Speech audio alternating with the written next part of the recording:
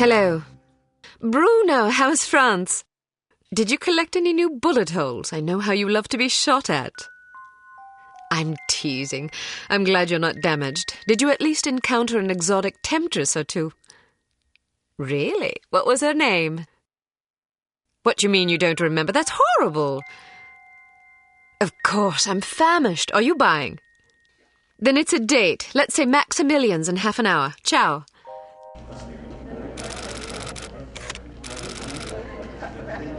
I'm not very happy, you know. It's not like I thought it would be.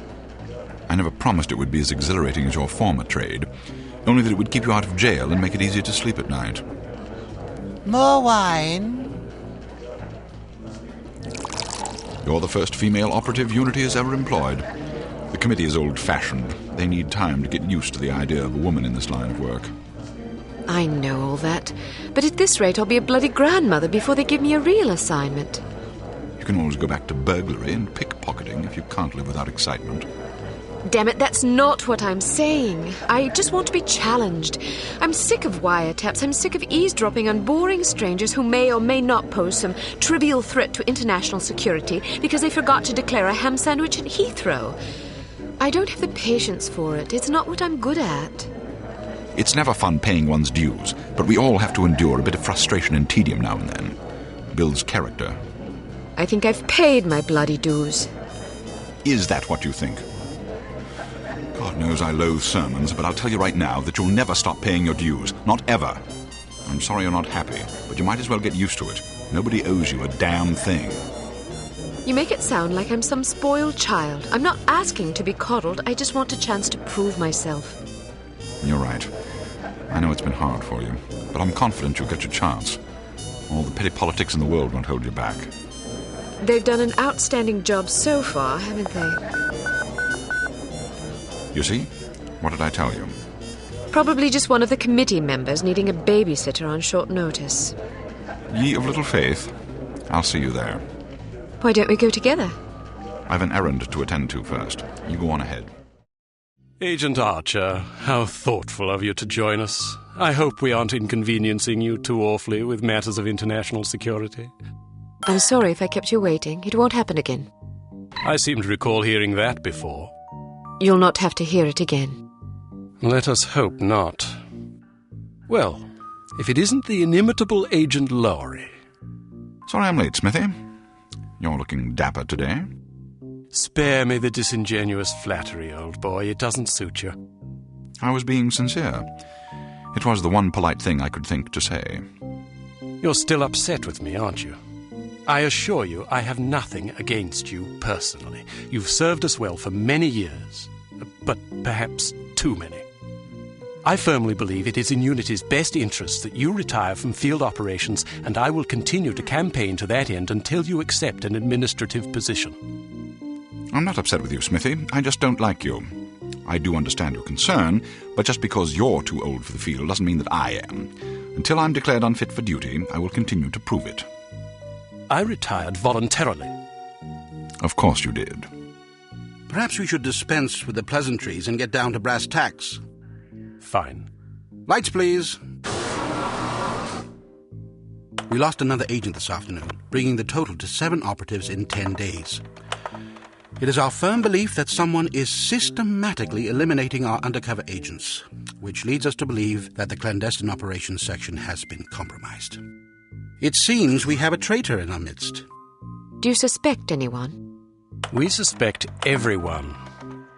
7 operatives? That's over half the active list. Why weren't we informed sooner?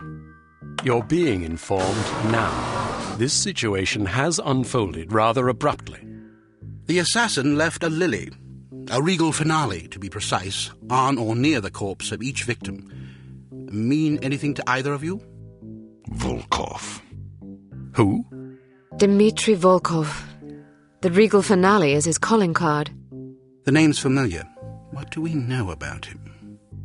He's a right bastard. Anything more specific? Just what's in his file. Born in Kamchatka in 1921. Distinguished himself as an academic prodigy and master chess player by the age of 8, by which time he'd also earned notoriety for refining various torture techniques on neighbors' pets. It seems he joined the NKVD in 1937 and served as some sort of disciplinarian in a gulag near Kiev. His whereabouts during the war are unknown except for a brief mention in 1943 when he was spotted by an OSS officer at Leningrad interrogating prisoners of war who would later disappear without a trace. Ah, yes, I remember this fellow. We've had dealings with him before. Sometime after the war, he emerged again, this time in the employ of Smersh. He's personally credited with well over 1,000 executions, spies and Soviet dissidents for the most part. In 1961, a failed assassination attempt left him without an eye. He was shot in the face at close range by one of our finest agents. You flatter me, but I shouldn't have missed. He escaped by throwing himself off a 70-foot cliff into an icy river. It was presumed that he survived, as no body was ever recovered. In fact, rumor has it, he's currently working for an organization calling itself Harm as Director of Executive Action. I don't have to tell you what that means. What do we know about Harm?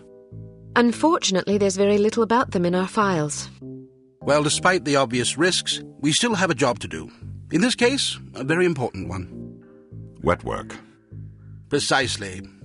And after this recent catastrophe, the two of you are our only available assets. To be perfectly frank, Agent Archer, you're only getting this assignment because we've no other choice. Matters of such delicacy aren't really the sort of thing we would usually entrust to a woman. Emotional inconstancy and assassination do not make especially good bedfellows, if you take my meaning. Implicitly. But you shouldn't be ashamed. Administration is a perfectly noble career. I don't think I like your tone. I believe what Agent Archer means to say, Smithy, is that she appreciates the chance, however fortuitous, to demonstrate her abilities as an operative, and that she'll endeavour not to disappoint the committee. Isn't that so, Agent Archer? Aye. That's not what it sounded like to me. Enough of this. Time is of the essence. Stop by the toy shop before you go. They've some new gizmos you might find useful. Don't dally too long, though. Your flight leaves at 6 p.m. Where are we going? Morocco. Agent Archer, what does HARM stand for? I haven't figured that out yet. See if you can't find out. And be careful, both of you.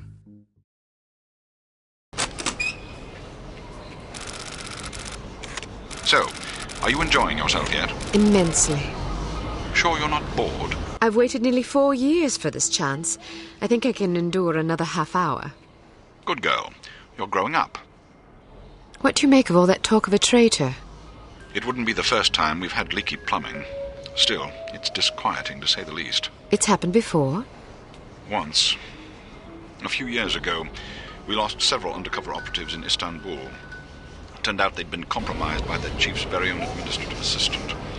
He'd sold us out for a measly 50 quid. 50 quid? Astonishing, isn't it? Trading men's lives for such a pittance. But spies are rarely well compensated for their treason. I wouldn't be surprised if this new mole is equally underpaid. Well, I hope when they catch the bastard they put a bullet right between his eyes, and maybe a boot up his arse for good measure. You sound ready to volunteer. I'm dangerous when I'm upset. That's why you're always in trouble. All right. Munro's headed for the cafe. Watch for him on the second-floor patio, coming from the left. What about the targets? Not sure yet. Pardon me, do you have the time? No, sir, I do not have a dime, and I don't have much use for beggars. Not a dime, the time. Don't get snippy with me, or I'll have you arrested. Are you deaf? How dare you threaten me? Oh, never mind. Coward! Would you like me to call out the targets for you? I can handle this on my own, thank you. Excellent shooting. You don't have to tell me that. I was standing right here. A little humility might suit you. I'm teasing. We make a pretty good team. Damn! They must have spotted you. There's a group of thugs heading your way. How many? Looks like 6 of them. Can you handle it? Of course I can. I'll meet you at the hotel in an hour. All right. Take care of yourself. First, I'm going to take care of some evildoers.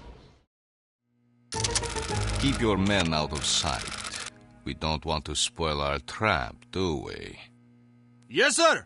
I mean, no, sir. I mean, yes to the first part and no to the second part, sir. Shut up. Just do as I say, you idiot. You look like you need a monkey. Late, as usual. I was beginning to worry.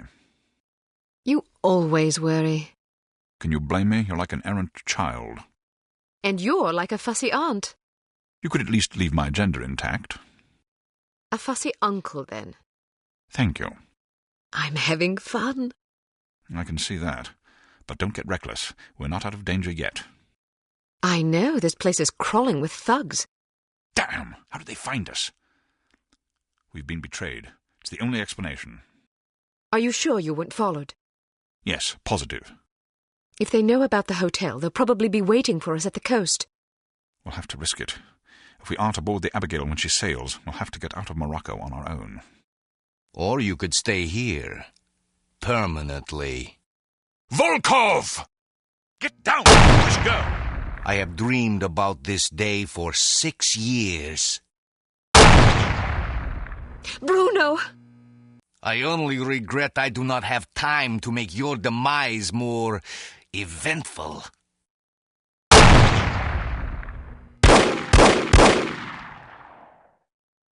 After him. This is all my fault.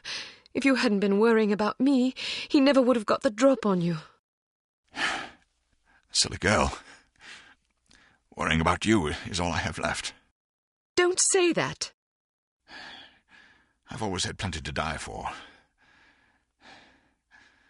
You've given me something to live for. Then live. In your memory, perhaps.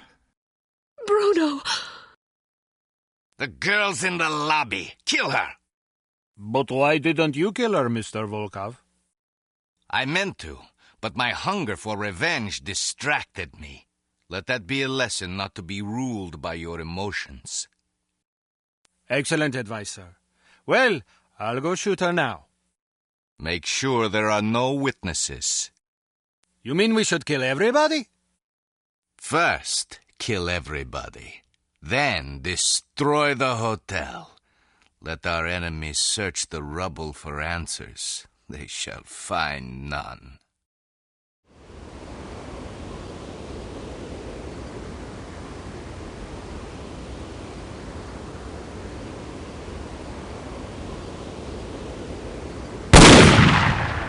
You can't hide from me, Volkov.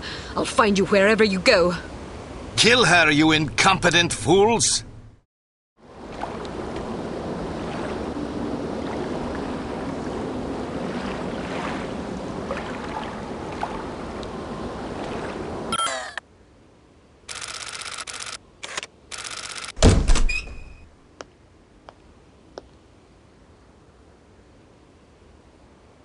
Huh?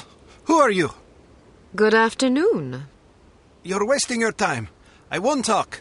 I have been trained to resist all forms of torture. We'll see about that. Do your worst.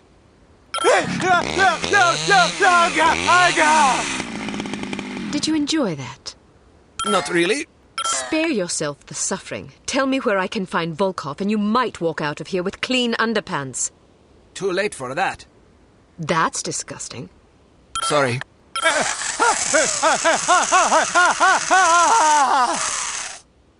You don't even know where he is, do you? Yes, I do. What was I thinking? Why would Dmitri Volkov tell a lackey like you where he was going? Dmitri and I are very close. Very close. Mm-hmm. And I don't appreciate being called a lackey. I work very hard. It's not easy being a criminal, you know. There's a great deal of pressure. Goodbye. Wait, don't go. I don't know where Volkov is, but I do have something you may be interested in. It should only take about 15 minutes to get to the airport. You'd like that, wouldn't you? Excuse me? Not on your life, you scoundrel! I'm an American citizen! We have morals in America! I don't understand what you're talking about. This is unbearable! Pull over this instant! I'd rather walk to the airport than listen to this filth! I thought this was supposed to be a civilized country!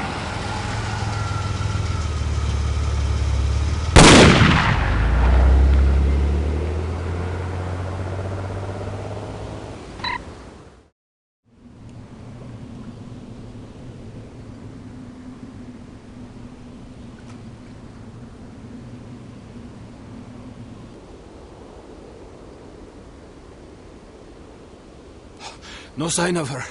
Are you sure she's coming? She'll be here.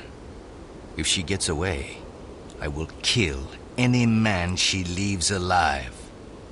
Am I understood? Explicitly. No, please!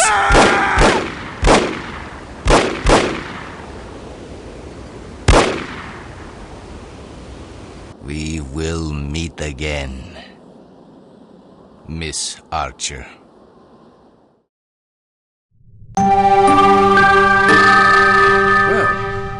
I think we can classify Morocco as a complete disaster. I knew we were asking for trouble, sending a woman and a fossil like Lowry on an assignment like this. Let's not rush to judgment, shall we? Rush to judgment? I think the facts speak plainly enough. Ambassador Monroe is dead, and we lost another operative, albeit one who should have been put out to pasture long ago. And all we have to show for it are a belligerent, overeducated captive who knows nothing of use, and Ms. Archer here, who has demonstrated an alarming lack of competence in the field. I'd like to remind you that Volkov was lying in wait. Someone betrayed us. Indeed, and it seems that someone may have been your charming mentor. Bruno? What are you talking about? The evidence is largely circumstantial, but it is nonetheless compelling. That's crazy. In light of information unearthed during our investigation in Morocco, we now believe that Agent Lowry, Bruno, was in league with these harm chaps. But Volkov shot him. Perhaps to silence him. Or perhaps Lowry was demanding too much in exchange for his treachery. Alleged treachery. Lowry was a personal friend and one of our best agents. Unless he is proven guilty, he deserves to be honored, not slandered. In any case, it seems reasonable to assume that you weren't meant to escape, Miss Archer. Bruno was not a traitor. Can you be sure? Every man has his price, every woman too, I expect. When a man reaches the end of his career, it's only natural that he begins to worry about the future. I suppose some men of adaptable moral constitution even find it in themselves to resort to treason. What's your price, Mr. Smith? What are you insinuating? Merely that if Bruno were capable of treason, then so are we all. Enough! It is neither our prerogative nor our intent to judge Agent Lowry at this juncture. We will continue our investigation until we discover the truth. In the meantime, Archer, we must call upon you for another assignment. Although we call upon you reluctantly, I assure you. We've been contacted by an East German biophysicist named Dr. Otto Schenker, who wishes to defect to the West with our assistance. We know that Dr. Schenker is working on a secret Soviet weapons program, although the precise nature of his research remains a mystery to us. He has promised detailed information on the program in exchange for his freedom. It hardly seems necessary to underscore the great importance of this mission. We've had a devil of a time recruiting reliable spies in Berlin. It seems the Stasi have ears to every keyhole in East Germany. Which is why we're taking extra precautions. What sort of extra precautions? It's what we call a domino effect exchange. You'll meet with a series of contacts, each of whom will provide a piece of the puzzle, so to speak. Because the contacts don't know about each other or your mission, the vague information they possess will be meaningless to them, and, by extension, to the Stasi, should they get their hands on it. Perfect. We've also arranged a diversion to help cover your escape. Our man on the inside, Werner von Haupt, will place explosive charges at several locations in the record storage area. You'll need to locate these charges and set the timers. We also require that you infiltrate the main library and photograph certain sensitive documents pertaining to Dr. Schenker's research, in case he's not as forthcoming as he's promised to be. Von Haupt will present you with a disguise that should get you inside the test facility where Dr. Schenker will be working. Locate the doctor and get him out. Keep in mind that if this mission should succeed, we will have struck a mighty blow to the Soviets. We're counting on you, Archer. I won't let you down. Well, you can hardly botch this job as badly as Morocco. You might want to stop by the training facility and test out the new gadgets the toy makers have prepared for you.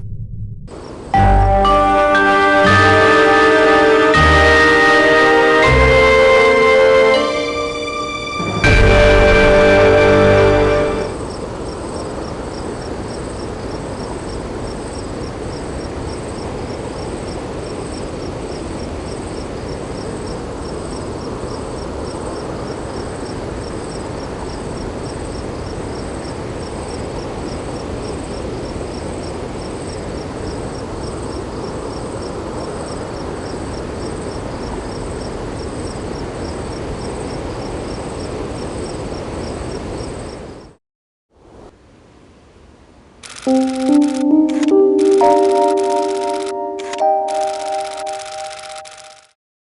Abend, Fräulein. Do you make love to strangers? Certainly not. Then allow me to introduce myself.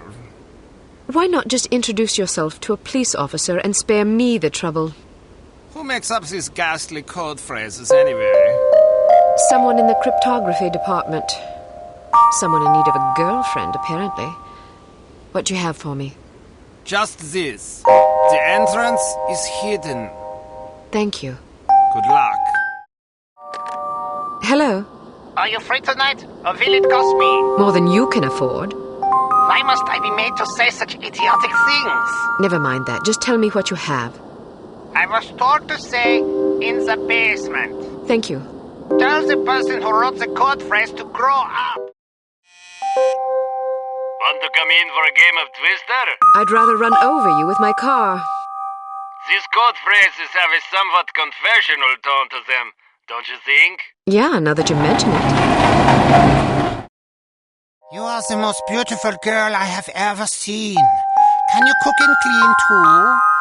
No, but I can put you in the hospital if you want. Maybe you can find someone to take care of you there. Maybe. What sort of imbecile says things like this? I'm afraid to find out. By the way, I am supposed to tell you this. Behind the shelf. Thanks. Please don't think that I enjoyed saying those things to you. Even though the words were not mine, I am so disgusted with myself that I must return home and wash myself with soap. Don't worry about it. You're a kind young woman. I wish you luck. The entrance is hidden in the basement of the library behind the shelf. What are you doing here? I found this money on the ground outside. I thought it might be yours. Ausgezeichnet. Go quickly. Do not get caught. Care for a light?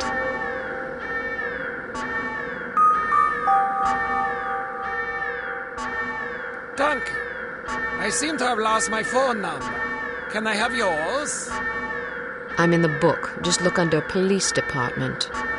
You're late. Sorry, I did my best. No matter. Here, take this visitor ID card. It identifies you as the Commandant's niece, Hannah. It will get you past the front desk, then you're on your own. The staff should ignore you, but watch out for guards and security cameras. They won't be fooled by your disguise. Thank you. Go now. If you're caught, I won't be able to help. I understand. I almost forgot. I thought you might like this. You must be Dr. Schenker. Who are you?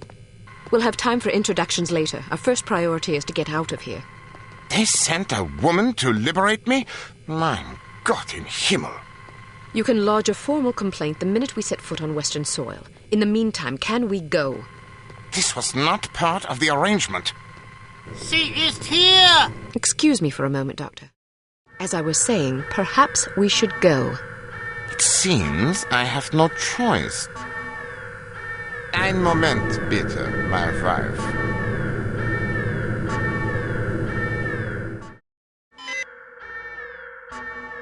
Alarm! Alarm!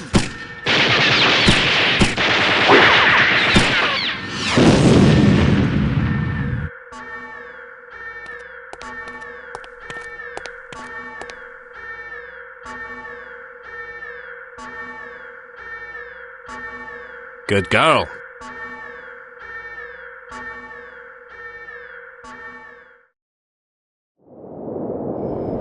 This is your captain speaking. We have reached a cruising altitude of 24,000 feet and will soon be leaving German airspace. I've turned off the seatbelt and no smoking signs. Feel free to move about the cabin. We'll be arriving in London at approximately 6:15 p.m. local time. The temperature is currently 25 degrees centigrade with clear skies. I think we can expect a lovely, relaxing flight. What about your wife? Will she be joining you in England? Sie ist tot. For 2 Jahre. Pardon me, I must get used to speaking English. My wife died 2 years ago. My condolences, Doctor. I wasn't aware. There's no mention of her demise in our files. It was not made public. There was an accident at the laboratory during an experiment. She was killed. You are familiar with my line of research? No, but it must be fascinating. Quite so. I was the head of the biological explosives research team. Biological explosives? Sounds rather outlandish, frankly. Perhaps, but also very real and very dangerous. Imagine an undetectable chemical reagent which can be injected into a living host. The reagent causes a reaction in the organism that culminates in a massive explosion that feeds on organic material. In other words, the effective range of the weapon is dictated by the amount of catalyst in the reagent and the population density at ground zero. In a city, the death toll could be tens of thousands. The speed of the reaction can be controlled with great accuracy by the chemical composition of the reagent. Human time bombs? Quite so. How is such a thing possible? I spent many years trying to answer that very question. Perhaps you'd care to read an article I've been preparing on the subject. It's rather fundamental, but it will give you a foundation for understanding the larger issues. I'm deeply honored. Don't mention it. I feel it is my duty to reward open-mindedness and imagination whenever the opportunity arises. You would make a fine pupil. By the way, I never thanked you. I'm sorry I doubted your competence. Apology accepted.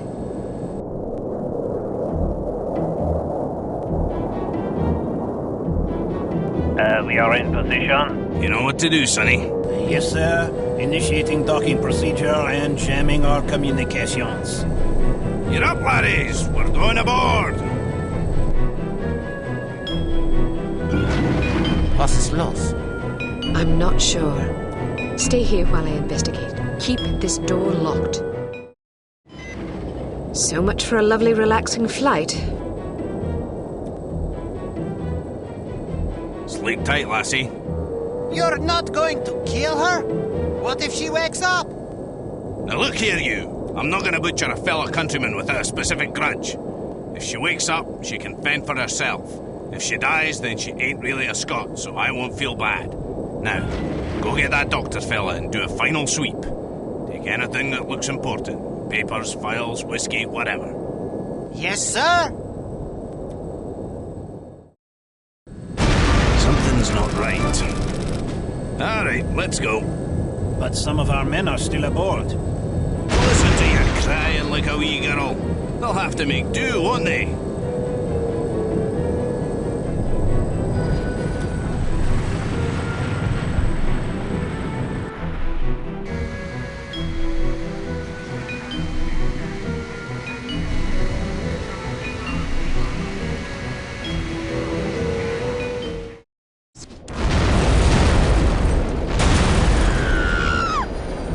That's unexpected. Make sure she doesn't land on her feet. Please be full of hay! Please be full of hay!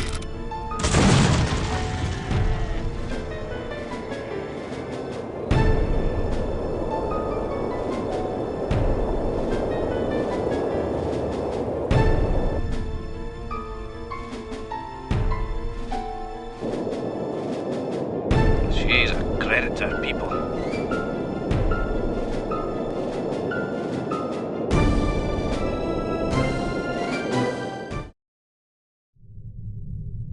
I'm impressed, Agent Archer. I expected that promoting you to field operations would be disastrous, but I never imagined a catastrophe of these proportions. You've now managed to botch 2 high-profile, high-stakes missions. Care to explain? If you can master your animosity enough to address me in a civil tone, I'll attempt to explain in terms you might understand exactly how I believe we've arrived at this impasse, sir. Your inadequacy is matched only by your impertinence. If you find my manners offensive, I suggest you find a line of work more suited to your delicate nature. Gardening, for example, or perhaps motherhood. This is getting us nowhere. Neither is she. I plan to submit a formal request to review her record for dismissal. You'll do nothing of the sort. Even if we had the luxury of discharging one of our last remaining operatives, which we don't, there are proper channels to consider. No agent of Unity has ever been relieved of duties without a formal, thorough inquest. Personally, while I admit that I'm concerned about the results we've seen thus far, I'm not convinced that Agent Archer is entirely to blame. Until I am convinced, we'll continue with our current plan of action. Thank you, sir. Don't thank me yet. It's quite probable that things will get worse before they get better. I don't see how that's possible. Did you get a look at your assailant? Aye, that I did. Did you recognize him? Sergeant Magnus Armstrong, born in Glasgow, Scotland, 1925. Frequently in trouble as a lad due to a penchant for fighting. By all accounts, he was a good-natured, likeable young man. Never bullied anybody, only picked fights with boys that were game for a brawl. Got kicked out of several schools before his parents finally stuck him in a military academy. During the war, he served as a sapper in France and Germany, everything from mine removal to demolitions and sabotage. Earned himself quite a reputation for his reckless antics. The most popular legend had to do with a bridge he allegedly crippled with nothing but a shovel and a hand grenade. A German supply train did the rest. When it reached the weakened section of the bridge, the whole structure came crashing down. It's a shame this chap ended up on the wrong side of the law. To the best of our knowledge, he's never been involved in anything this big before. Most of his arrests since returning from the war have been related to public brawling. Any theories on why he didn't simply shoot you when he had the chance? I'll be sure to ask him when I bring him in. That's assuming you get the opportunity. She just might. We may have a lead. This morning, West German custom officials in Hamburg discovered several suspicious-looking chemical containers aboard a Finnish cargo freighter. Fortunately, these chaps decided to inform us rather than seizing the contraband outright, which gives us a chance to conduct a covert investigation. You believe this is the link to Dr. Schenker? It could well be. If so, given the specific chemicals found aboard the freighter, it's a fairly safe bet the kidnappers are not only aware of Dr. Schenker's research, but also determined to capitalize upon it. If our theories are correct, the kidnappers are in Hamburg or will be arriving shortly. A good spy could find them. Fortunately, we're sending a good spy on this mission. You'll be working with him. A new partner? More like a supervisor. An American named Thomas Goodman. Perhaps you've heard of him. Aye, but I thought he was killed in Amsterdam. Nearly. He's a resourceful chap, though. Made a daring escape on a stolen bicycle with half the Dutch police force in hot pursuit and KGB agents waiting in ambush around every corner. Smashing story. I'm sure he'll recount it if you ask him. At any rate, you're to rendezvous with him in Germany and see what the two of you can dig up. You'll take your orders directly from him during this mission. Thank God. Very good, sir. Thank you. Agent Archer? Yes, sir? What was it like falling out of that plane? I promise to tell you about it sometime. I tell you she's a liability. Perhaps, but I'm not convinced yet. What will it take to convince you? How many more catastrophes must we suffer through? Because keeping her on the active list will lead to further disasters. Of that, I'm certain. Yes, I can see that you are. Our purpose is to preserve freedom, to protect innocent lives, to combat evil wherever it manifests. We can't afford to tolerate anything that stands in the way of that goal. The girl may be spirited, but she's virtually incompetent. I admire your sense of duty, but I question your judgment. I can't say that at my prime I would have performed any better than she under the circumstances. You're assuming her reports are entirely genuine. Personally, I wouldn't be at all surprised to learn that she'd coloured the facts. The bloody things read like adventure novels. So now you're indicting her credibility? Does that seem unreasonable? The girl was a thief, for goodness sakes. A little skepticism seems prudent. I'll take it under advisement. Look, it's not too late to pull her off the assignment. I've read the American's file. He's perfectly capable of handling an operation like this on his own. Probably so, but I have the strangest feeling a woman's touch is exactly what we need on this one. I can't argue with you when you're like this. No, you can't. I hope you realize you're letting yourself be ruled by intuition. Reason tends to make a far more reliable counselor. You might ruminate on that adage yourself.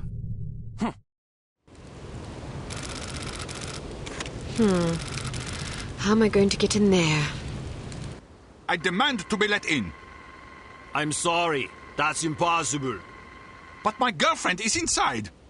I understand that, but I can't let you in. Can I at least go find her? Sadly, no. Why not? Because the club is full. Nobody else is allowed.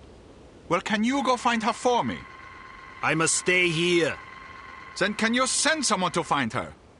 Everyone is busy. You will just have to wait. I want to speak to someone in charge. As I said, everyone is busy. If you come back tomorrow after 10 a.m., perhaps you can speak with someone then. But my girlfriend is in there now. Perhaps you should have come together. Then you would not be in this situation, and I would not have to listen to you shouting at me. I'm just getting warmed up. It's not my fault that you're out here and she is in there. It is your fault. She is your girlfriend. You should have known better than to ask her to wait for you inside a club that is known to fill up every single night. Can I please just go and find her? I said no, and I meant it. Now go away or I will call the police. Is it always this crowded? Yeah, the place fills up every night. People come for the music. Do you think they'll let us in? I doubt it. I have to get in there. Really? Well, let me help you. I'll distract the bouncer so you can climb in through that window. Watch out for the camera, though. Thanks. My pleasure. Have fun. I like your style. See you soon. I'll count every minute.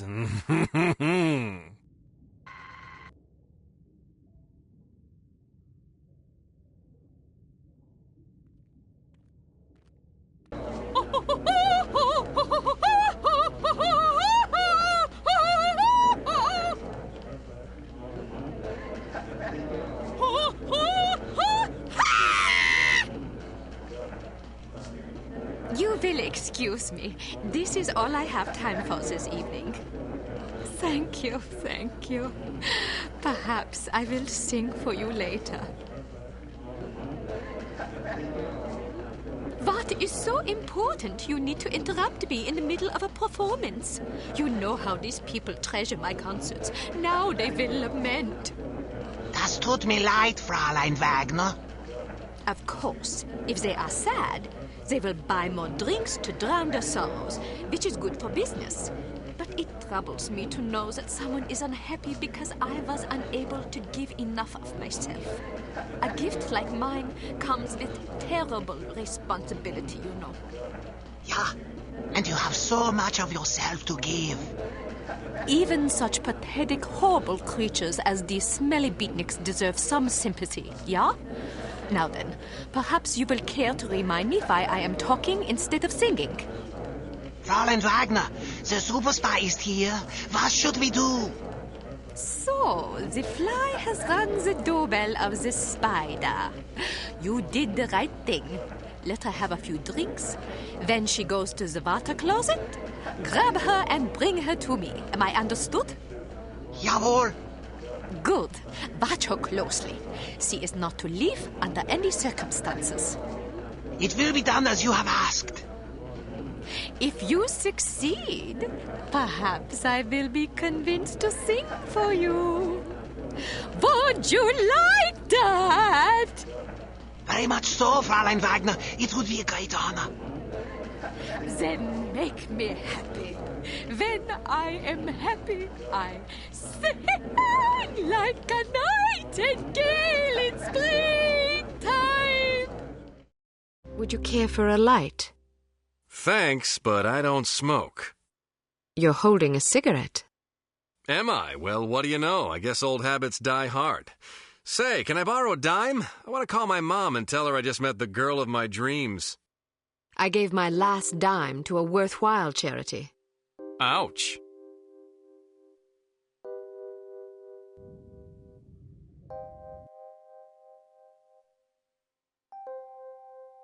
I wasn't expecting a woman. You weren't briefed? They just said meet Agent Archer at 8 p.m. Well, I'm Agent Archer. So I gathered. Didn't the code phrase tip you off? I thought it was a little unusual, but I figured, hey, it's Europe. Things are different over here. Scotch and soda. Will you have a drink? Old Granddad. Bring the bottle, a tumbler, and a bowl of ice. Goodness, are you celebrating? Compensating, actually. How sad for you. So tell me, Ms. Archer. Oh, now don't start with that. What? There's no need to patronize me. Was I patronizing you? Yes, you were. Well, I'm sorry, but I didn't realize I was going to have to babysit on this assignment. I may be a woman, but that doesn't mean I can't take care of myself. Oh, I get it. You're one of those women's libbers. Dress up in men's clothing, ride motorcycles, smoke cigars, that kind of thing. Just because I can take care of myself doesn't mean I'm not a woman. They're not mutually exclusive, you know. But isn't the point of women's liberation to allow young ladies like yourself to become men? The point is to allow young ladies to become whatever they please. Ouch. Well, if you're as deadly with a pistol as you are with your tongue, you can watch both our backs. All right, I will. So what's the plan? Well, the first thing is to find out who the goon is. Excuse me? You're being watched. If you can lure him someplace quiet, I'll jump him and find out what he's after. That's very noble of you, but I think I can handle that little fellow. Suit yourself. Where should I ambush him? Try the ladies' room. What? You think he'll follow me into the loo? Heck yeah, look at him. He's concentrating so hard on not being noticed, he'd probably follow you into heavy traffic without a second thought. Anyway, you'll certainly be justified interrogating him, won't you? I'd be justified in doing worse than that. Just make sure you question him first. I'll be waiting by the stage. Be wary of the operetta. It's a bit enthusiastic. I can take it. Ow!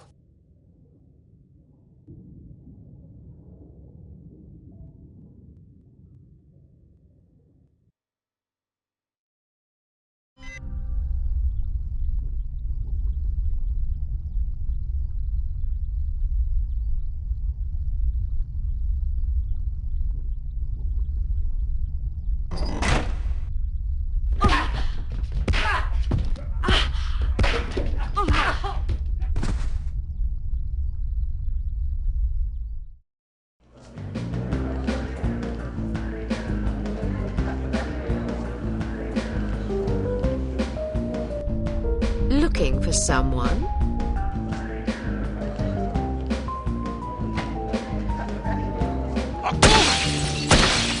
Mach schnell! What now? About time things livened up.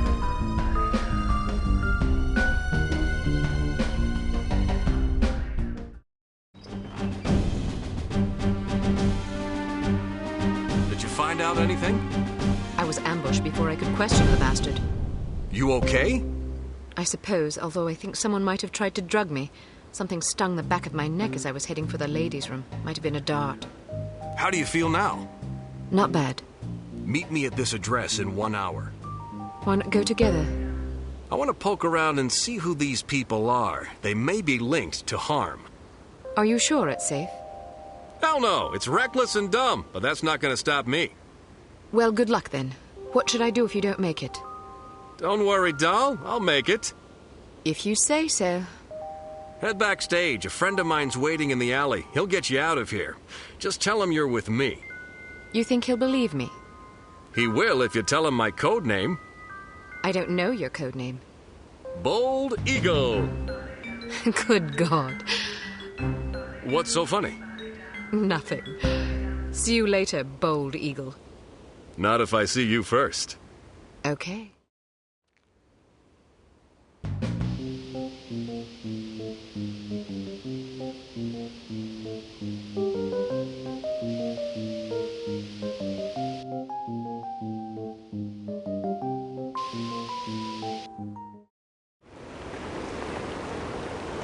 Vi will meet again, Doug. And I will crush you!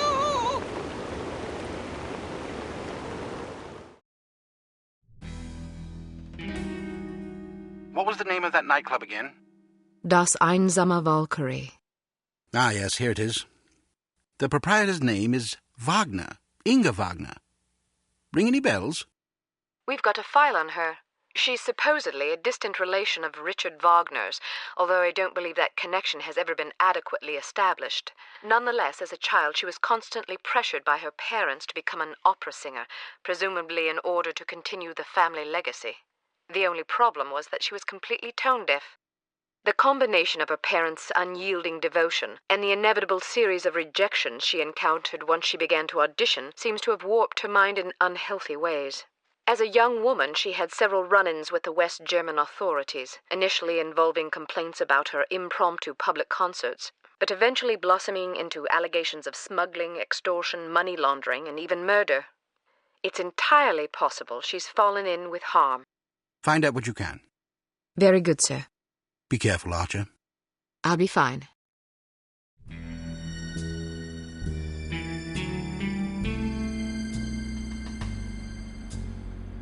I'm so bloody bored. I never have any fun. Me neither.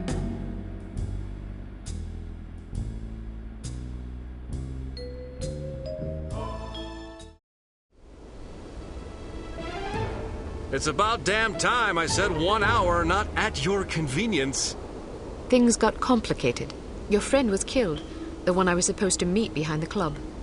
What? Damn it. Poor bastard. It was a trap. Well, I hope you don't mind walking into another one. Looks like someone's expecting us. There's bad guys all over the place. I met a few on the way here. They were very unfriendly. Well, don't worry, I've got a plan. We just need a diversion. Easier said than done. I'm a professional, sister. I took the liberty of planting some time bombs. That ought to get their attention. After what happened at the club, I didn't want to take any chances. Excellent. When do the fireworks begin? Well, there's just one problem. When you didn't show up after an hour, I got nervous and deactivated the timers. We'll have to reset them. There are 4 in that warehouse over there. If you can take care of those, I'll tend to the others. How will I find them? I stuck them to fuel barrels. You just have to keep your eyes open. Once you find them, set them to go off at 11:15. That'll give us half an hour. Meet me back here when you're done. And don't be late this time. I'll do my best.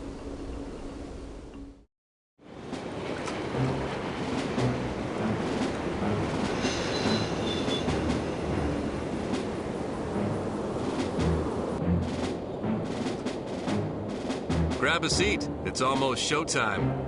I hope this works. It'll work.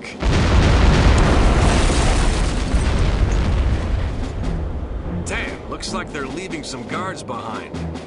Well, I guess it's better than dealing with all of them. Wish me luck. Wish you luck? What, you thought I was gonna let you handle this? It's way too dangerous. Is that so? Absolutely. Why? Because I'm a woman? What did I tell you about patronizing me?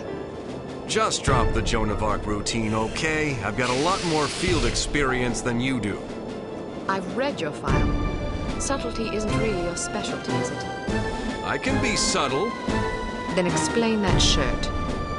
What's wrong with it? Look, I've spent most of my life getting into places I'm not supposed to be.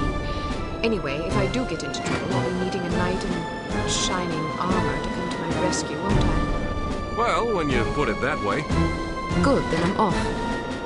Wait, how are you planning to get aboard? You can't just waltz up the gangplank. I'll figure something out.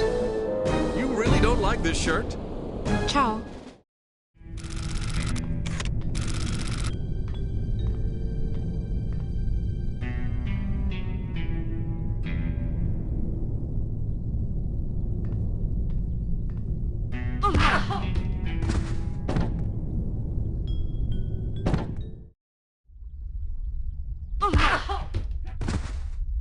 Look it up. Why not just kill her? Don't tell me my business, laddie. Yes, sir. But I don't see why you don't just kill her.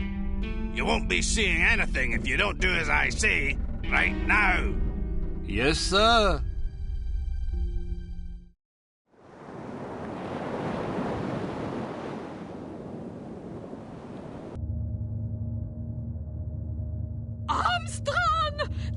are you? I demand an explanation. Explanation for what? Heinrich tells me the girl is still alive. Perhaps you did not understand my orders. Your orders? Ha! You don't give me orders. She was to be liquidated.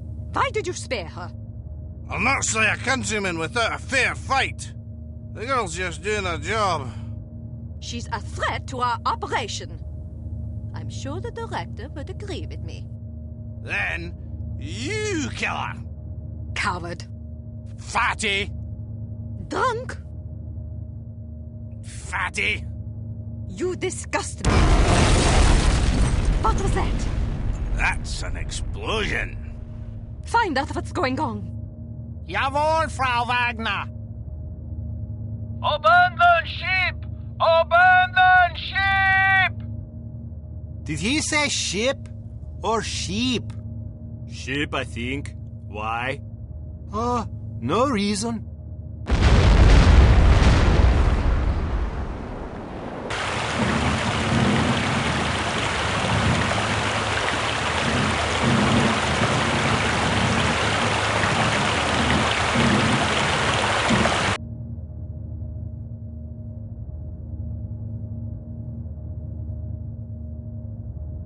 Well, let's go. What about the cargo? You're welcome to fetch it, fatty. As for me, I'm getting off this boat before she sinks. But the operation? We can replace the cargo, but I'm one of a kind, if you take my meaning. The director will not be pleased. Then stay here and show your devotion. I'll nail up a commemorative plaque for you in the ladies' room of that wretched nightclub of yours.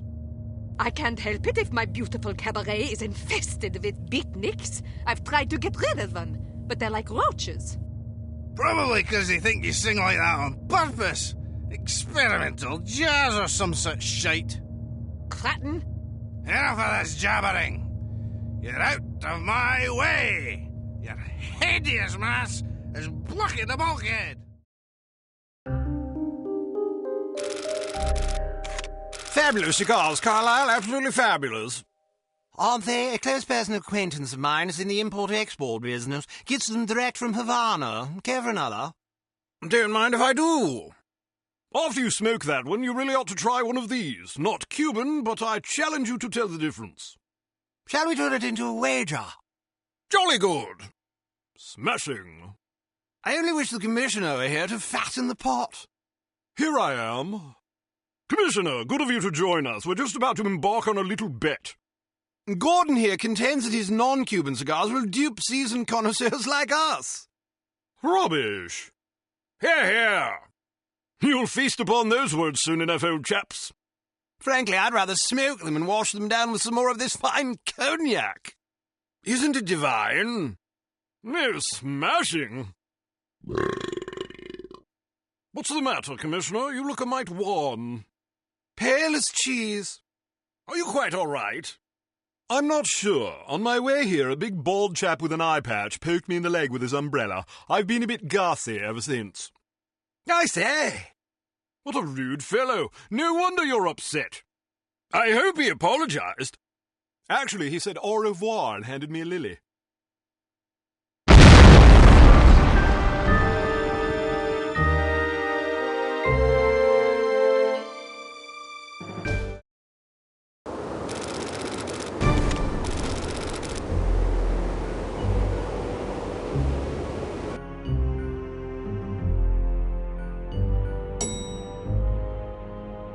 Room 201. Any messages for me?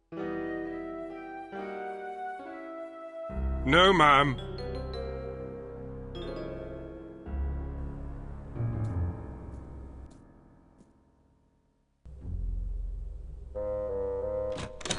Well, hello there. I let myself in. I hope you don't mind. I could have shot you. But then you would have felt guilty. Don't be so sure. Oh, come on, be nice. You might have warned me you were planning to blow up the bloody ship. I wasn't expecting you to be aboard long enough for it to matter. After all that talk about how sneaky you are, I figured you'd get aboard, grab the stuff, and get back off. Things got complicated. I've heard that before. Probably from your mother. What the hell were you thinking, anyway? Well, between the shipping manifest, the captain's log, and your photos, I figured we'd have what we came for. So why not inconvenience the bad guys a little? There's only one problem. I don't have the manifest or the captain's log. Oh, that's just perfect. Never send a woman to do a man's work. Hey, it was your surprise demolition work that got us into this mess. If you'd done your job, it wouldn't have been an issue. How could I do my job when the whole bloody ship was going down? You nearly got me killed. All right, I'm sorry I didn't warn you. Are you happy now? Not much of an apology, but I guess it'll have to do. Did you at least manage to place a beacon in the radio room? I did. Well, I hope you're up for a swim. Room service! You ordered room service? Get down! You must have been followed. Listen, head for the safe house and grab some scuba gear. I'll arrange for a boat. Right. Any recommendations on how we get out of here? It's you I'm worried about. They know your face. All right, in that case, any recommendations on how I get out of here? Are you afraid of heights? I'm comfortable with anything under cruising altitude. All right then, head for the roof. They won't expect that. I saw a fire escape in the back. You should be able to get down that way. Try to slip out of here without being seen. I'll do my best. She got away. What did you say? I don't think I heard you. She, Say it! She got away. How is that possible? Perhaps you feel the odds were in her favor. Nein, Fräulein Wagner. Then you're admitting that you failed? Jawohl, Fräulein Wagner. I should be punished. My thoughts exactly. But how shall I punish you? Electrocution would be painful, or perhaps a good beating. But I beg of you, please do not deprive me of the chance to hear you sing. I do not think I could take the pain. Is that so? Then you have just decided your punishment. You will be prohibited from attending my motivational concerts for 1 week. For 2 weeks. Please, be merciful. I do not find pleasure in hurting you this way. But without proper discipline, this organization would fall to ruin. Kaput. I understand. No singing for 2 weeks! Waha! On second thought, perhaps that punishment is too inhumane. Let's go with electrocution instead, Jawohl, Fräulein Wagner. We should be directly over the wreckage. You'd better get going. What happened to the chivalry? You're not going to tell me it's too dangerous for a wee little lass to go down there by herself. I'm not the one that left the manifest and the captain's log aboard the ship. Well, I'm not the one that scuttled the damn thing. You want me to go? No, I just wanted to argue about it. Wish me luck.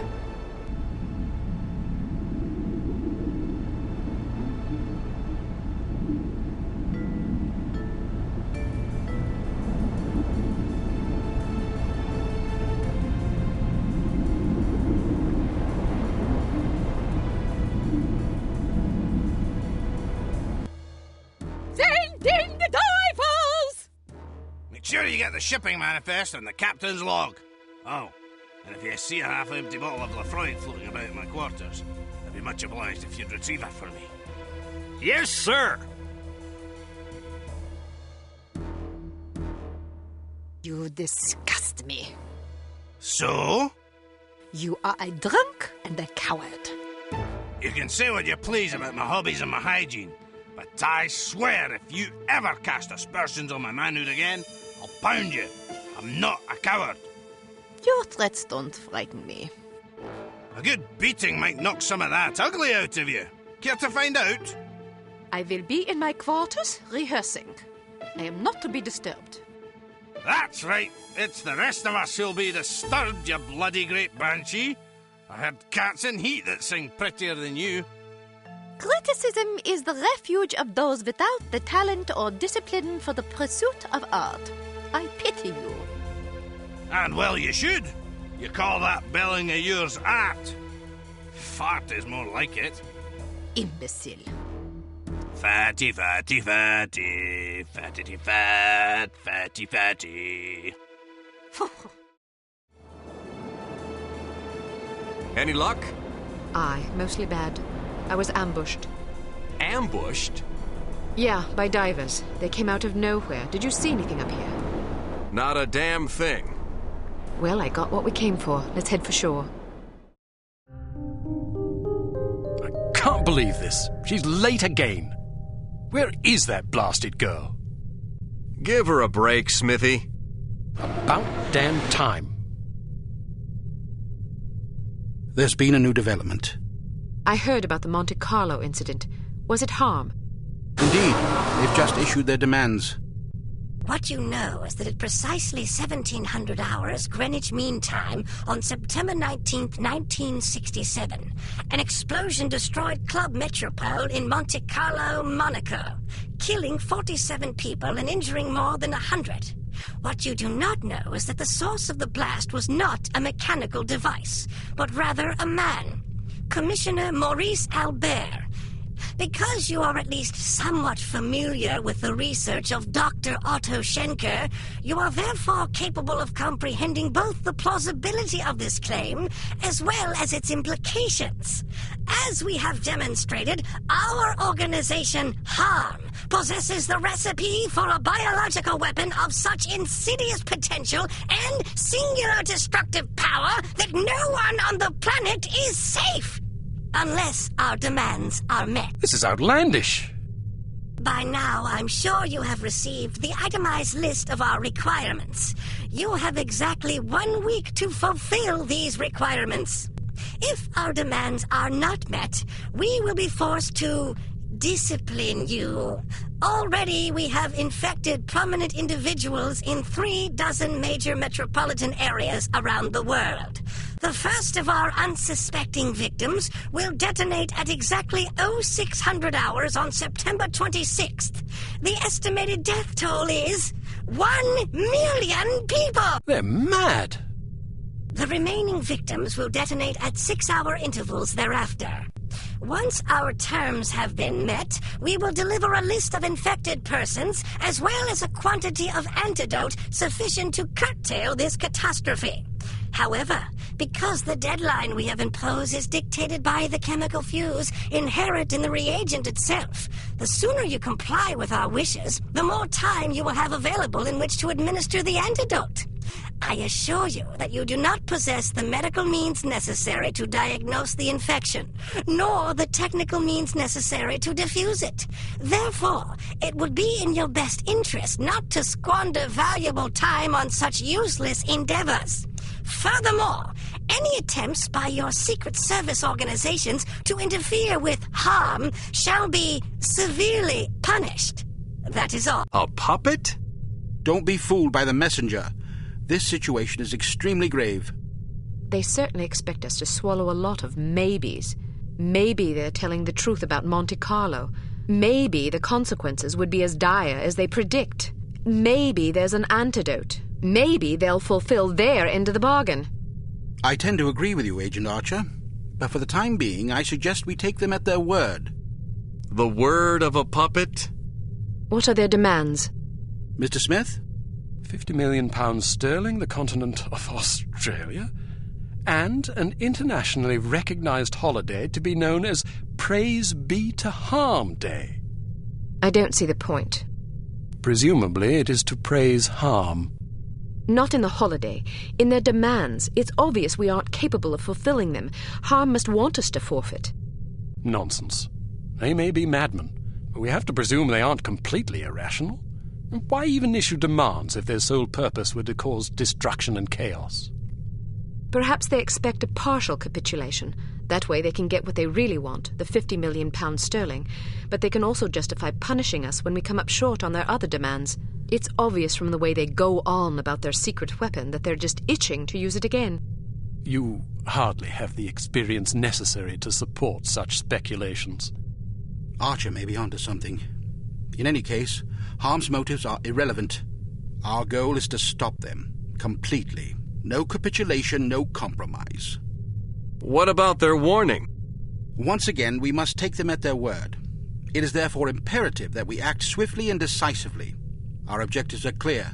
We must obtain the list of infected individuals. We must get our hands on the antidote, and we must recover Dr. Schenker. And Volkov? He's only a threat if he knows what we're up to. If our theories are correct about Agent Lowry, Volkov shouldn't be much of a concern. What if your theories aren't correct? Then may God help us all. I hope we can come up with a better plan than that. What about the information we got off the ship? Well, the containers you photographed weren't accounted for on the shipping manifest, which comes as little surprise. However, much of the cargo aboard the freighter was on its way to a chemical plant in southern England. Not much to go on. Be that as it may, it's better than sitting on our hands waiting to find out if Archer's correct about Harm's intentions. And the captain's log? Useless. Shite. Tell us about this chemical plant. It's owned by Dumas Industrial Enterprises. Dumas? As in Baron Archibald Dumas? What do you know about him? Only what I've read in the papers. Apparently, he's a reclusive chap who spends much of his time hunting big game in Africa and Southeast Asia. No one knows much about him except that he inherited the company from his father about 10 years ago.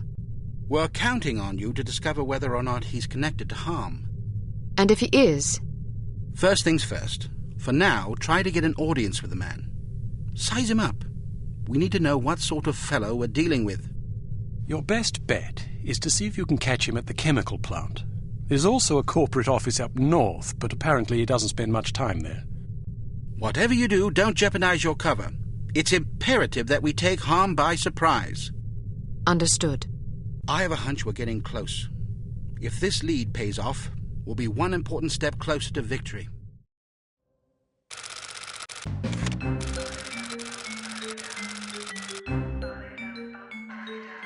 Good morning. How may I help you?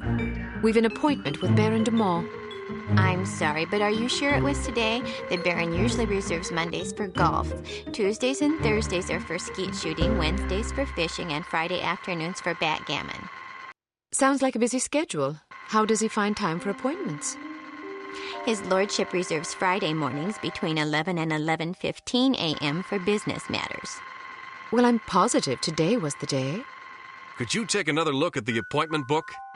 I suppose, but I can't see that it will do any good.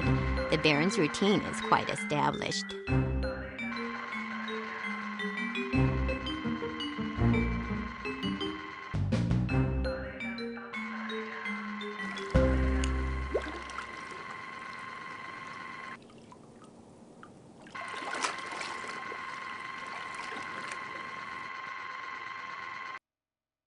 Would you excuse me for a moment? That should keep her busy for about 10 minutes, poor lass. All right, wait here just in case. I'll find the Baron's office and see if I can dig up some incriminating evidence. I've got a better idea. You wait here and I'll snoop around. No way, Sugar Pie. Remember what happened last time? Heads or tails? Tails. Heads. You lose. Sugar Pie. 2 out of 3? Don't be a sore loser. Fine, but stay sharp. If you're seen, the mission's blown. If the Baron figures out you were in his office, the mission's blown. If you hurt anybody... The mission's blown, I know. Just remember what I said. Any luck?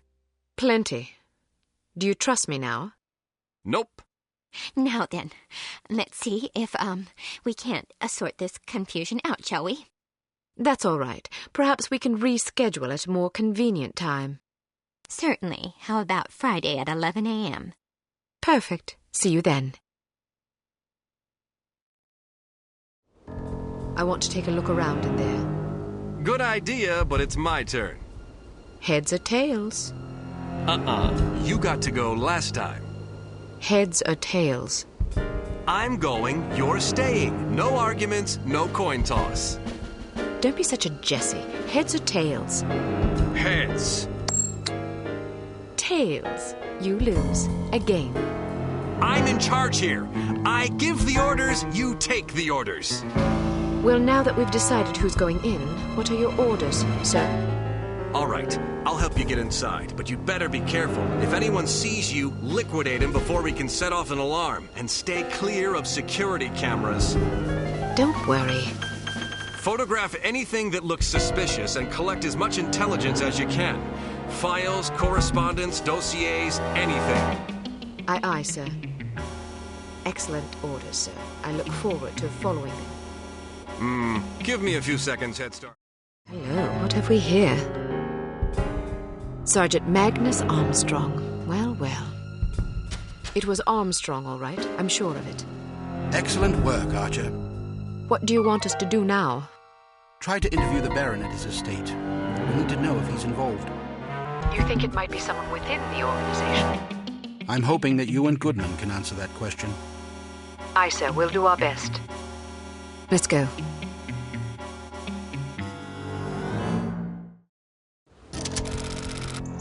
Tails. Heads. Damn it! Ah, don't pout. Your eyes get all small and piggy when you're sulking. How are you planning on getting in there anyway? I'll charm my way in. Well, I hope you brought some secret charm powder or something, otherwise you're in big trouble. I've got better weapons in mind. Like what? You've been staring at them all afternoon. Huh?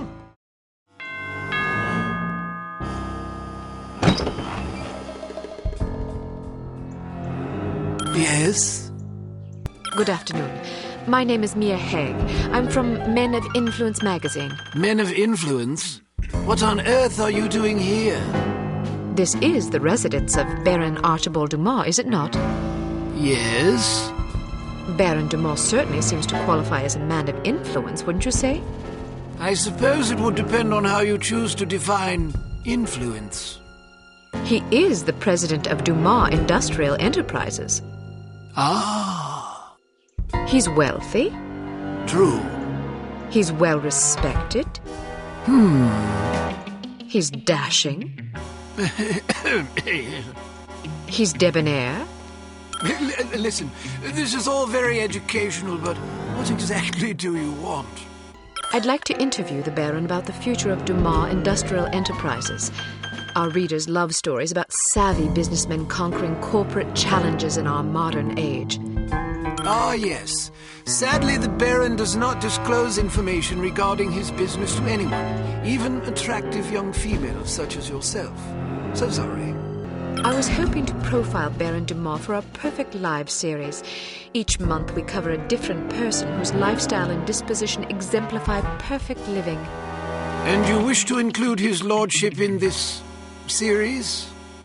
Yes, the idea is to penetrate the myth and get to know the man, his pastimes, his ambitions, his accomplishments, the things that make him tick. I see. He's a model aristocrat. Ah! Someone our readers can look up to. Of course. Will you excuse me for a moment, Miss Haig? I don't think I could forgive myself if I were to let this sublime opportunity pass by. I will discuss your request with his lordship and return presently with his answer. Thank you. Please, wait here. I shan't be a moment.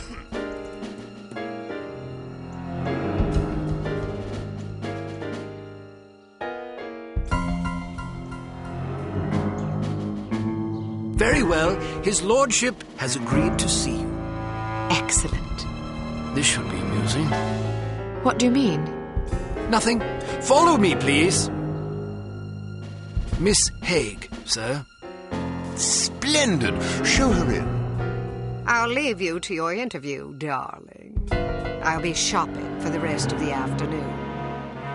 Yes, yes. Have a marvelous time, Chipmunk. Don't call me that. As you wish, my love. Pip-pip. He's rather larger than I expected.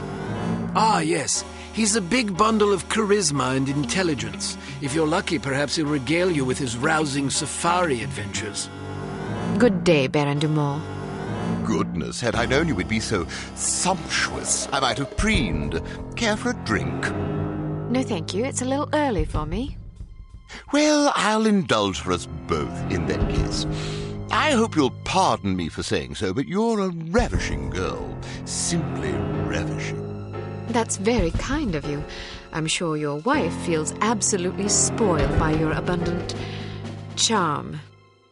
Oh, she's a lucky old crow, I'll grant you that. Now then, Giles tells me you want to profile me for this magazine of yours.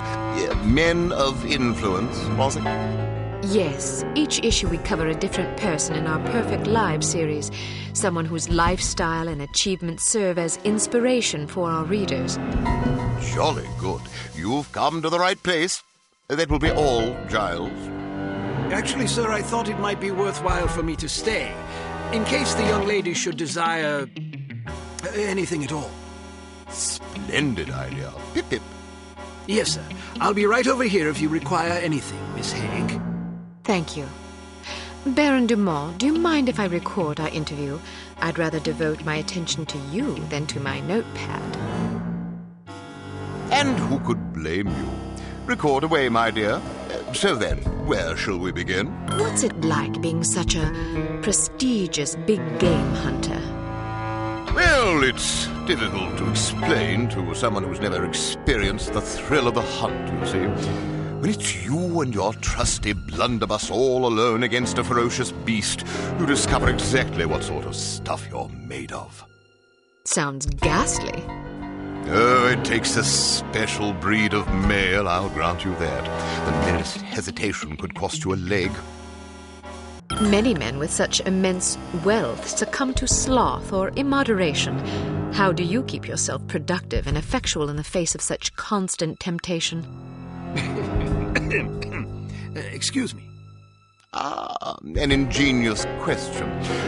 Well, you see, a man has certain choices he can make. Some choices are wise ones, and some are not. So I suppose you could say that making wise choices is an important step in one's tireless quest for wisdom. I'm sure a man of your education is as broadly read as he is charming. What works of literature have you found most influential? Yes, literature. One of my favorite subjects. I've always said that to read is to experience the literary wisdom of wise men. Very well said. And who are some of your favorite authors? Hemingway, Melville, Dostoevsky? Precisely. Good guess. Shall we proceed to the next question? What's the most dangerous animal you ever faced? I once squared off against a silverback gorilla. A silverback gorilla? Yes, a huge, ferocious, man-eating beast. Man-eating? Quite so. But I was under the impression that gorillas were herbivores and very gentle unless threatened. Well, that's true of some gorillas, but this was one of the dreaded man-eating gorillas of Pakistan. I wasn't aware there were gorillas in Pakistan. Well, that's because few lived to tell of them, you see. Well, it's fortunate that you did. Agreed. Silverbacks are by far the most dangerous animals to hunt. I was under the impression that distinction went to Cape buffalo. Nonsense. Cape buffalo are just glorified cows. Is there anything that can strike fear into the heart of such a stalwart hunter as yourself? Frankly, no. Really? Nothing at all? Not that I can think of. Not even centipedes? Oh, dreadful things. Yes, I suppose, perhaps centipedes. Personally, I'm terrified of rats. God, yes. Those beady, evil little eyes and sharp little vermin teeth. Horrible animals, especially in a mob. And spiders. Oh, don't even mention them. How did you become so courageous? Oh, just something one's born with, I suppose. I imagine you've traveled to many exotic locales across the globe in your many daring adventures. Is there any place you favor above all others for hunting? Ah, most certainly. Let me guess. Kenya. Oh, goodness, no. I don't speak a word of Chinese. But Kenya's in Africa. Oh, I thought you were referring to the one in China. All right, then. How about Bengal? Cold weather doesn't agree with me. Rhodesia? Heavens. Madagascar? Not on your life. Where then? Well, to be perfectly honest, I'm quite fond of Bristol. Partridge? Pandas. Giant pandas. Bristol, England? Yes, indeed. I wasn't aware of any giant pandas in Bristol. Well, they're important. I see. Was that a gazelle trophy in the foyer? Ah, yes. Beautiful creature, isn't it? I'm sure it was lovely when it was alive. Aren't they quite fast? Indeed. You must be quite a marksman. True, although I was rather close in this particular instance. How close? 5 yards, I should think. I'm impressed. Stalking a gazelle within 5 yards? I didn't really stalk it, per se. How did you get that close? Well, it was in a pen, you see. Pardon? Some years ago, it occurred to me that all that traipsing about in the wilderness is a dreadful waste of time. I concluded that since what I really want is a handsome trophy to hang on my wall, why not simply put the beast in a pen out in the yard and shoot it there? Save myself the bother of tracking it all over creation. Why not just buy trophies, then? Some men might be satisfied with that sort of compromise, but I only display animals I've collected myself. There's no honor in buying a trophy now, is there? How efficient. Is there a message you'd like to share with your many admirers? Good hunting, my humble devotees. Well, that's all the questions I prepared. I must confess, I'm positive this will be our most popular Perfect Lives installment yet. Oh, you think so? Absolutely. Rarely does nature combine so many excellent qualities in one man. Our readers will be fascinated and maybe even a bit envious. One can hardly blame them. What I don't understand is where such a busy man finds the time to be a successful business tycoon, loving husband, daring hunter, astute philosopher, cultivated humorist, etc. Aren't you overwhelmed? Well, one learns to delegate. For example, although you wouldn't guess it, I'm only peripherally involved with Duma Enterprises these days. Strictly in an advisory capacity, you see, to keep the company on track. How ingenious. Oh, well, I have my moments. But isn't it an awful risk to hand over operations to someone less accomplished in the subtleties of enterprise than yourself? Actually, it's safer that way. Really? Yes, you see, in my experience, the less one knows about running a business, the less he can screw up. I make all the important decisions. The rest is just, paperwork. Still, you wouldn't want your competitors getting their hands on that paperwork. Oh, quite true. But we have a very large safe in which to store it. Safes can be cracked. No, not this one. Even if someone could get inside, he'd still have to get past the security system. Sounds daunting. Oh, it is. There are invisible beams. Infrared? Exactly. If you touch one of them, the doors lock and poison gas is released into the safe. How terrible. Oh, I'd like to meet the burglar who could get in there. It would take a lunatic even to attempt it. Or a fool. Thank you for your time, Baron de Mont. It's been an eye-opening experience. I'm happy to oblige. Never turn your back on a worthy cause, I always say. A worthy meal is more like it. Is it possible he was putting on an act? I don't think so, sir. I'm fairly confident the man is an imbecile. I heard the tape and I got to agree. Still, it's clear that Duma Industrial Enterprises is somehow linked to harm. Well, didn't the Baron say that he wasn't really running the show anyway? Who's the vice president of the company? According to our research, his name is Damascus Valentine. D.V. What? His initials, Damascus Valentine, Dmitry Volkov. Coincidence? Seems rather tenuous. But nonetheless intriguing. In any case, we need to know what's in the safe the Baron mentioned to you. It won't be easy, naturally, but it could be the key to this investigation. I'm looking forward to the challenge, sir. That's the spirit. Mr. Smith, what did intelligence find out about the building? It's a veritable fortress. Not only is there a suspiciously large and well-trained security staff, but they've also invested heavily in high-tech surveillance equipment, cameras, infrared alarm systems, the works. They must really have something to hide. Our thoughts exactly. So what's the plan? Who is going inside? You are. What? Why her? It's way too dangerous for a woman. Oh, don't start with that again. Before joining Unity, Agent Archer was something of an expert in, covert infiltration, one might say. Breaking and entering, others might say. Whatever the case, this assignment calls for stealth and subtlety. Yeah, I know. Subtlety isn't my specialty. I still think it's too dangerous for her to go in alone. Which is why you'll be providing a distraction for her downstairs. I like the sound of that. How do I get inside?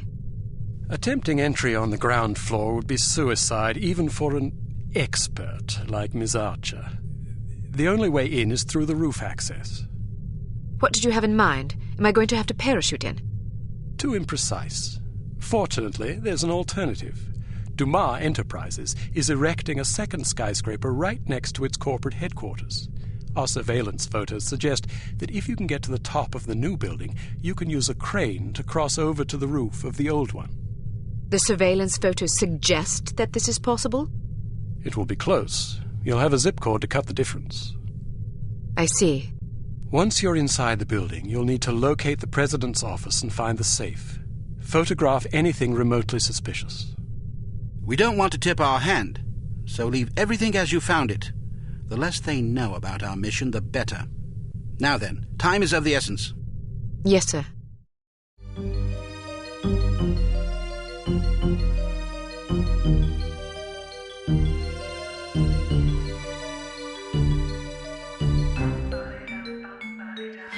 I'm bored. I never have any fun. Neither do I.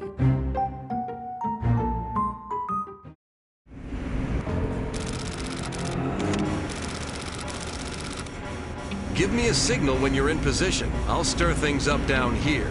The diversion should make it easier for you to get inside unnoticed. What kind of signal? I don't know, something that'll get my attention. Right.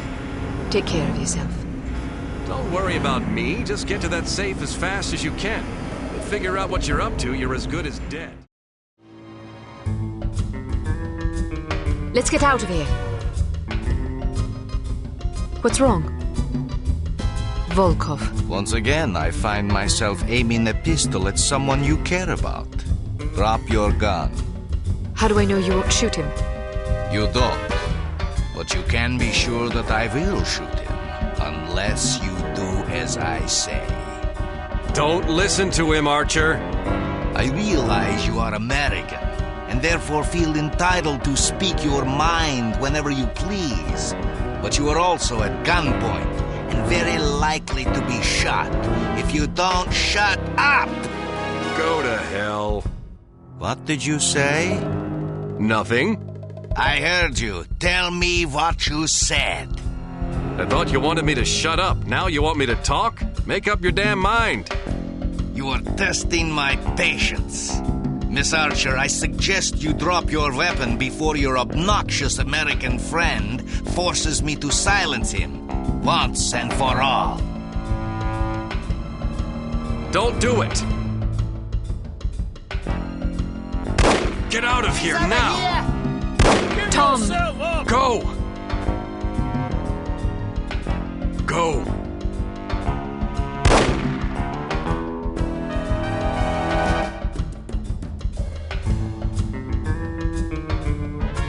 after her.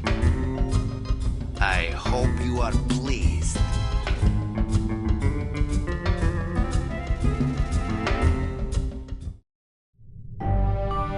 Go! Tom! Get out of here now!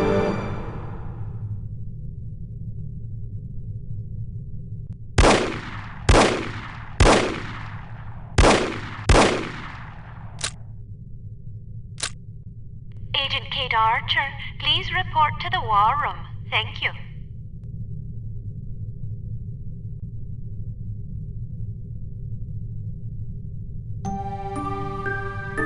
Agent Goodman's death is a terrible blow, no question about it. But although this mission was costly, it may well prove to have been worth the price. I wish I could believe that. You mustn't lose sight of our objectives. The sacrifice of any or all of us is a small price to pay to preserve the lives we will save if we are successful. Tom knew the risks. So did Bruno. So do you. Knowing the risks doesn't really prepare you for losing a partner. It certainly doesn't prepare you for losing two. Nothing can prepare you. The loss of an operative is never expected and is always tragic.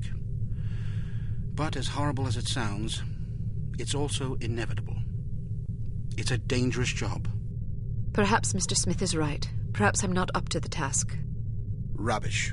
You've performed remarkably well under extraordinarily difficult circumstances. I confess I was somewhat skeptical at first, but that was before I grasped the magnitude of the situation. In my entire tenure as a field operative, I never once faced a crisis this formidable, and certainly can't say I would have done so with the aplomb and competence you've demonstrated thus far. I didn't realize you were a field operative. Indeed, for 14 years. After the war, I found I was having a hard time adjusting to civilian life. Fortunately, an old acquaintance of mine was recruiting for Unity and happened to ring me one afternoon. I've never looked back. Sort of difficult to imagine, isn't it? Not at all. You flatter me. Anyhow, let's have no more self-pity. What do you say? Yes, sir. So before you served on the committee, you and Bruno were colleagues. And friends. Did you ever work together on an assignment? Frequently. We lost track of how many times we'd saved each other's lives. And you still believe he was capable of treason? In my heart, no. Intellectually, I don't quite know what to believe. No question about it. He was always a steadfast, resourceful fellow, but the history books are full of patriots turned traitors. There's no telling what a man is capable of, given the appropriate temptations. I know what I believe. I admire your conviction, and I pray you're right. Ah, Mr. Smith, I hope you have some good news. Good news would be that we hadn't lost another valuable agent on this mission. What news do we have? Well, our analysis of Agent Archer's photographs is complete. And? We have a possible lead on Dr. Schenker's whereabouts. I think we can classify that as good news. As I said, it's all relative. This harm situation isn't the only crisis in the world, and we're fast running out of competent field agents. Then suppose you get to the point and tell us what we know about Dr. Schenker so we can go fetch him. It's somewhat speculative at this point, but it's possible that harm is keeping him at a secret underground research facility in North America. We don't know the exact location of this facility, but thanks to the files Archer photographed, we know it exists, apparently in the vicinity of a lumberyard in western Washington state. It seems the site is being supplied by an American Railways passenger train. Records and research has dug up evidence of various trains making unscheduled stops in the area over the past 3 weeks. At regular intervals? Indeed, probably to drop off supplies and personnel. We're certain that at least one American Railways engineer is on the harm payroll, although several individuals may be involved.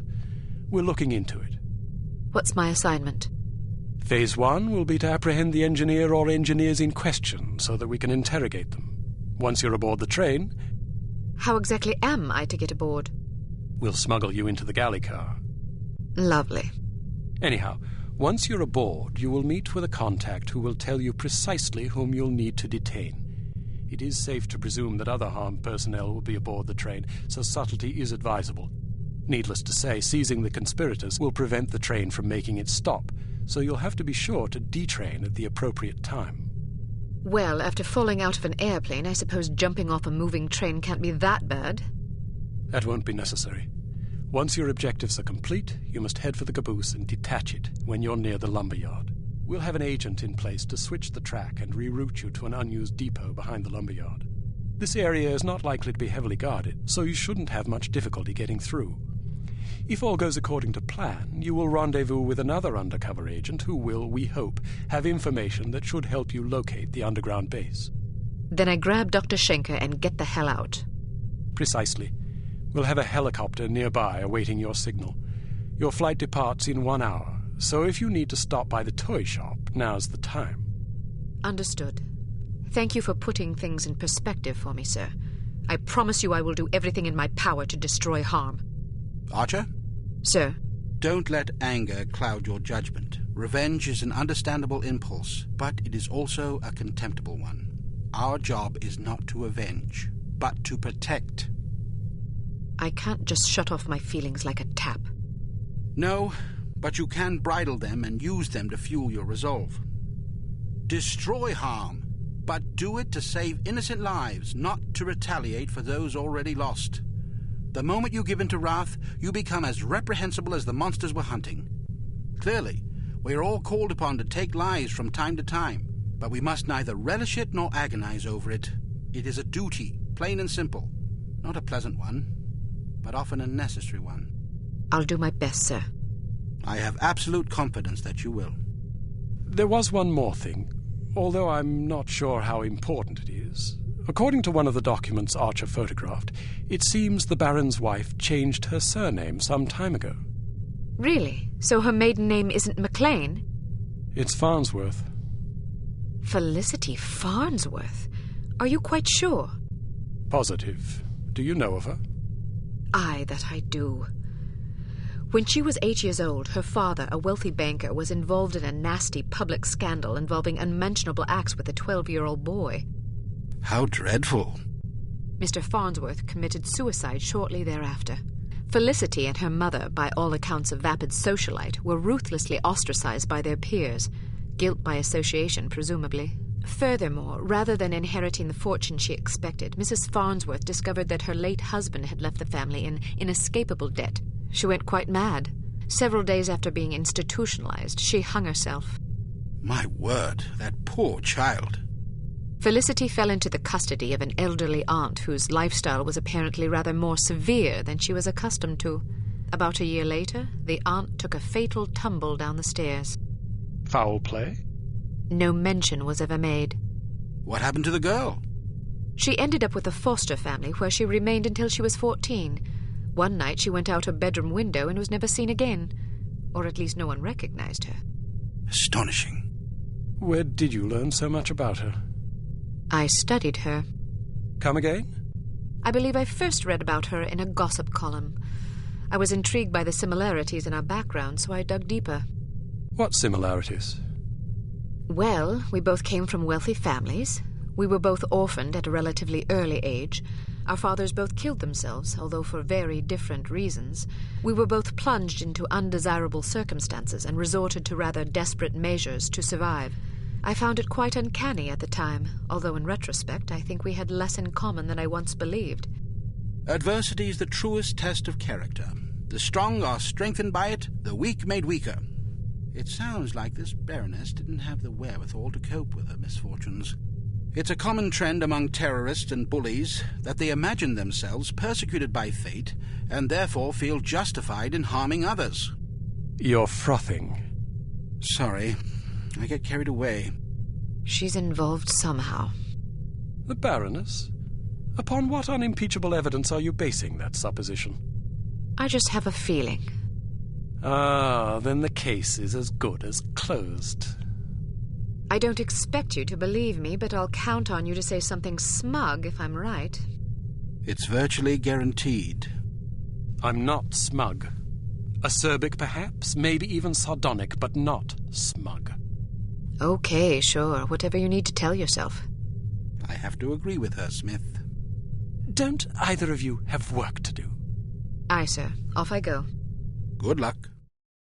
Have you seen anything suspicious? Like what? There's a spy aboard this train.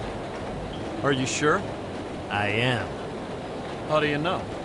I have my sources. That doesn't really answer my question.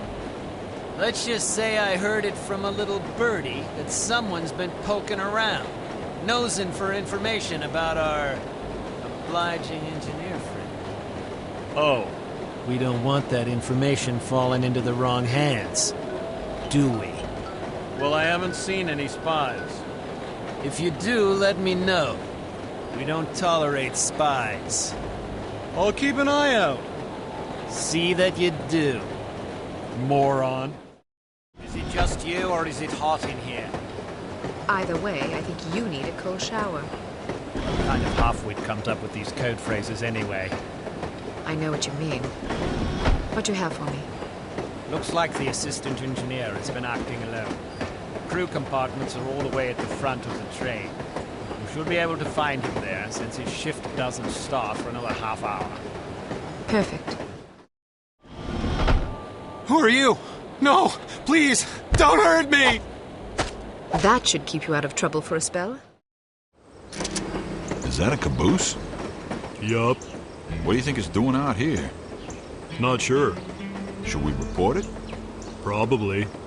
Maybe we should check it out first. Okay. Stay alert. There's been some trouble upstairs. What kind of trouble? Spy trouble. How do you know? That's just what they told me. I'd like to see a spy try to get in here.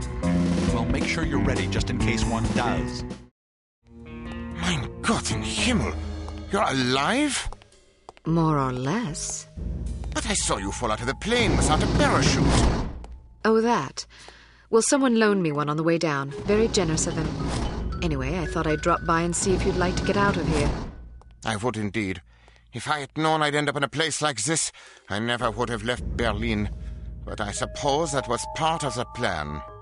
What do you mean? It seems we have been carefully manipulated by harm all along. My decision to defect and your organization's decision to aid me were part of an intricate scheme. I have overheard my captors discussing the matter. Harm wanted my research, but they didn't want to draw attention to themselves in order to get it. So they let us do the dirty work. Precisely. I was approached by one of their agents, who filled my head with tantalizing stories of the West and the freedom I would find there should I defect. He took care of the arrangements, knowing full well that I would end up here. Ingenious. Their only mistake was to underestimate us.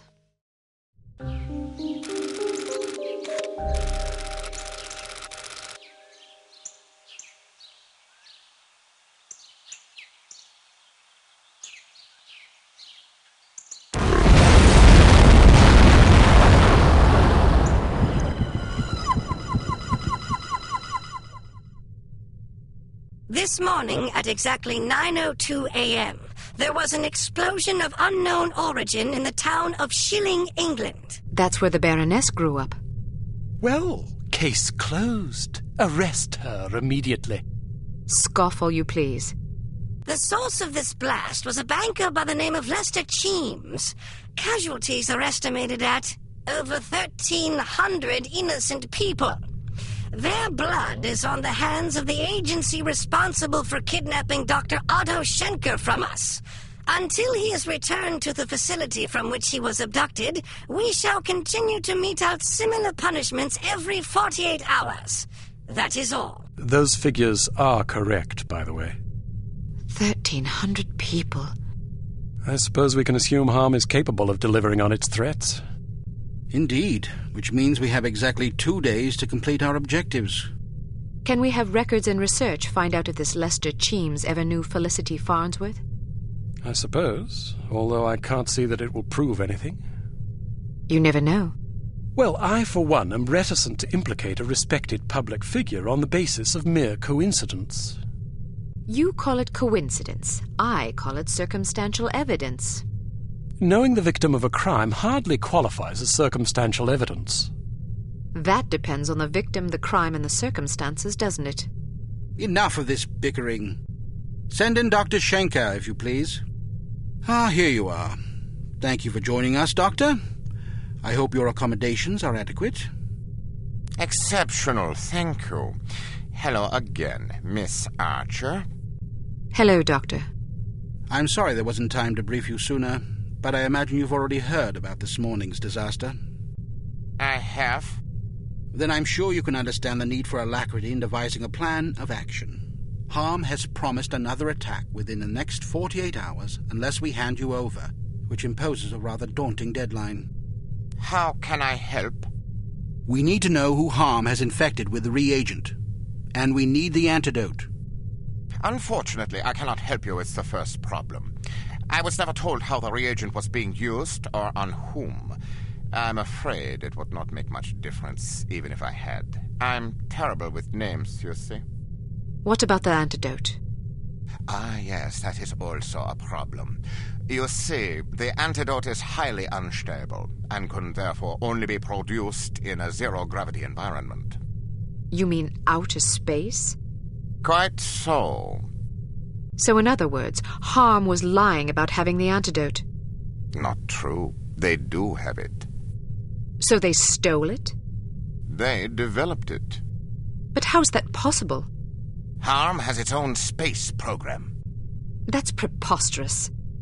Not necessarily.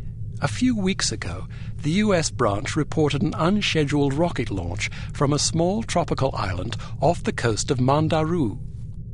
Are you sure it wasn't the Soviets?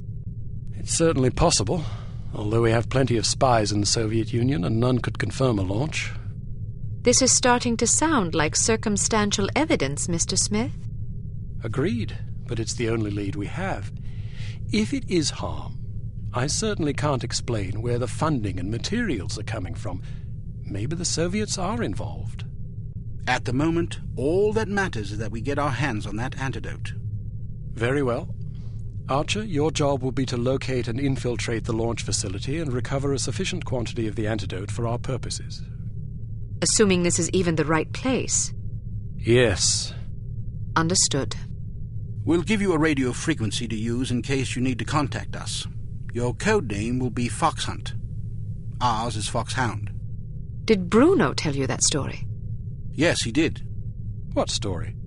When Archer was a girl, her father took her on a fox hunt. The fox got away. Fascinating, but I fail to see the relevance. In her other occupation, Archer was known as the Fox. As Bruno told it, you were so impressed with the fox's escape from such a dire predicament, you adopted it as a personal symbol. Is that right? Something like that. That sort of resourcefulness would certainly serve us well right about now.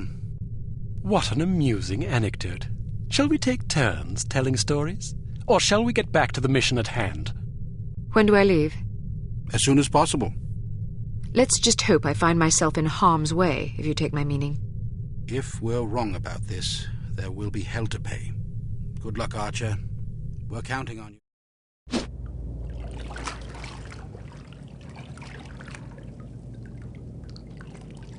Just got word that the sub's delayed.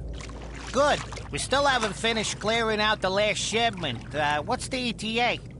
Probably around 9 p.m., maybe later. I could use some overtime pay. Don't count on it. Well then, don't count on anybody being here.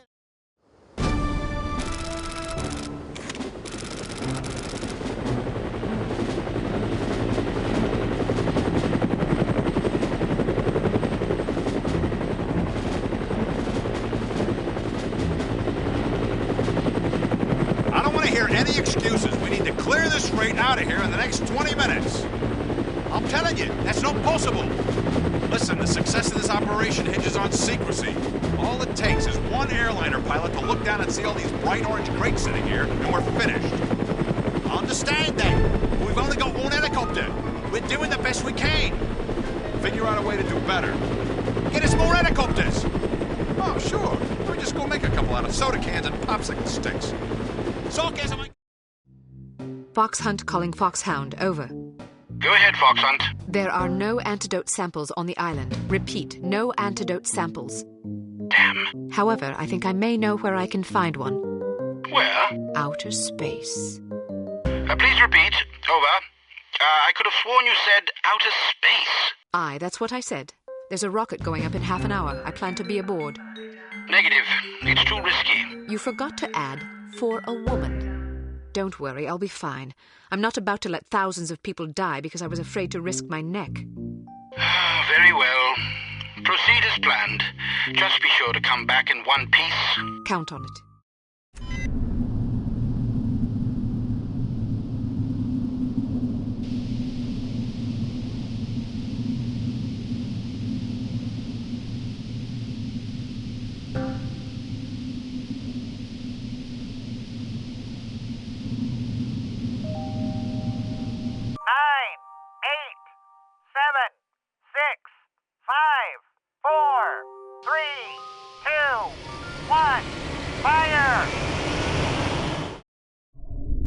Fiscal.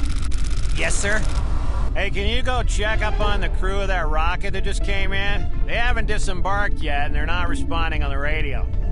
Great. Probably another short circuit. That's what I'm thinking. I'd like to get my hands on the contractor that built this hunk of junk. Too late. We shot him out the airlock last month. What? How come I didn't know? It was a private ceremony. That's just plain selfish. Sorry. All right, I'll check out the rocket. Guess it isn't a short circuit. Hello? You guys okay in here?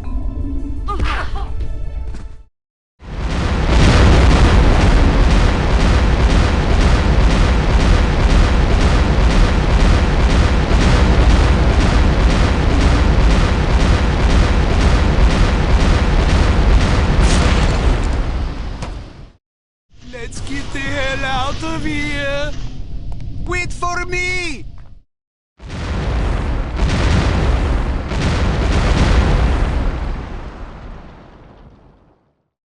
You look tired. I'm all right, sir.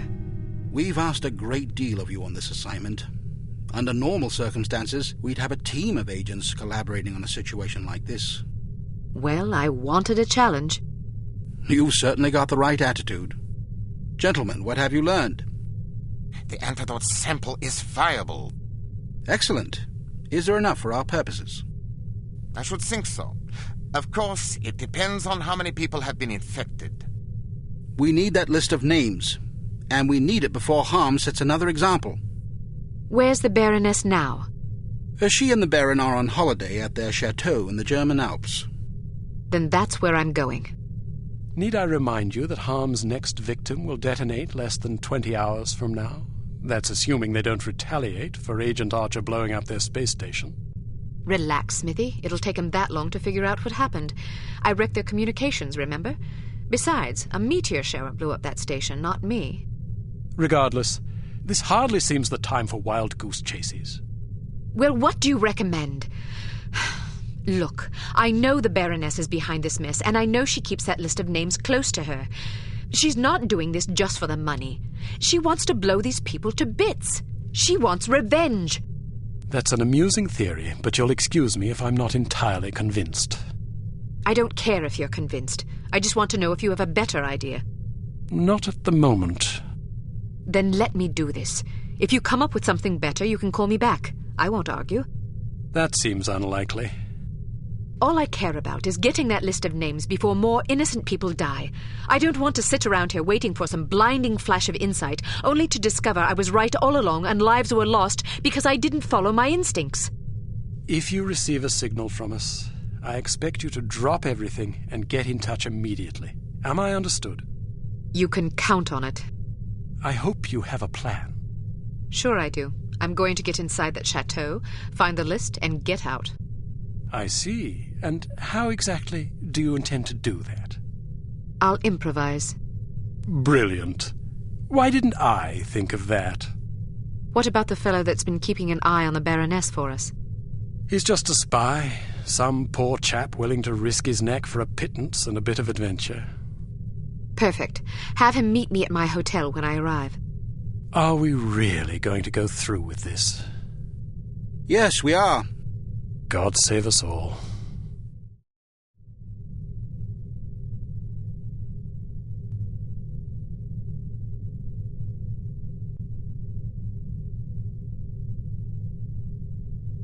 I'm bored out of my skull.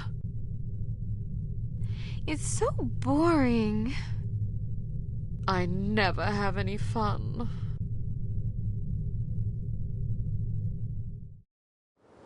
What can you tell me? Every afternoon she has lunch at a different cafe, then spends an hour or two window shopping. Afterwards, she rides the gondola back up the mountain. Does she come alone or with an escort? There are always plenty of dangerous-looking men with her. What do you know about the chateau? Only that you have to ride the gondola to get there. I've heard that there's a middle landing and you have to take another gondola up to the chateau itself. Perfect. I have a mission for you, but I should warn you that it could be dangerous.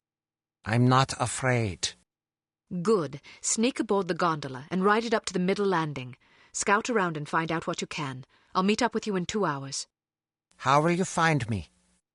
Leave a sign. Marks in the snow should suffice. Where are you going now? I want to do some window shopping. Hello, Baroness Dumas. Any sign of trouble? Well, McCoy got into a snowball fight with some kids and somebody hit him in the face. He got a bloody nose. What's your name? Hans Kirchner, at your service. You're fired. Huh? Why?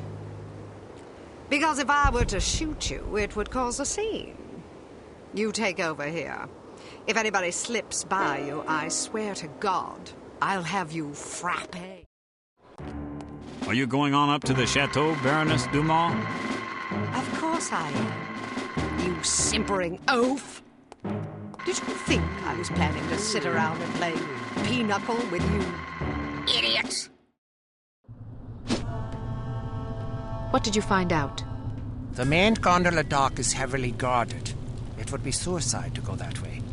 I'll have to risk it. There's no other choice. Ah, but there is. A few miles from here, there's an old service gondola. They use it for supplies, mostly. Brilliant. I guess I'm in for a bit of a hike. Well, I noticed there's a guard post out past the frozen lake. There's a snowmobile sitting outside. You've done well. What's your name? Tom. What's wrong? Nothing. Just reminds me of an old friend. Thank you, Tom. Good luck.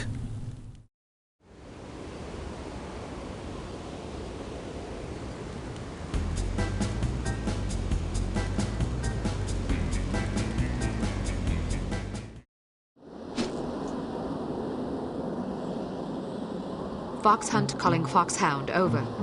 Go ahead, Fox Hunt. Approaching target. Outlook good, over. Excellent news. Proceed as planned. Support standing by. We'll await your signal.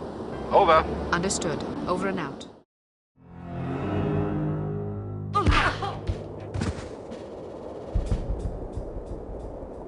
All right, look her up. Maybe we should throw her off a cliff. Did I ask for your opinion? No, but I was just thinking. Oh, you were you? Yes, I think keeping her alive is a bad idea. Is that so? You know how in spy shows the hero always gets away? Well, that just sets a considerable precedent, don't you think? Sure, it's just television shows, but it still makes me nervous. Take a look at her. Excuse me? I said look at her. You want to murder her? I don't want to. It just seems prudent. Prudent, eh? If you don't mind my saying so, you seem rather moralistic for a man who earns his living as a criminal. We've already killed thousands of people. What's one more? It wasn't me that killed them. You work for the organization that did. Doesn't that implicate you as well? They didn't ask me what I thought about it.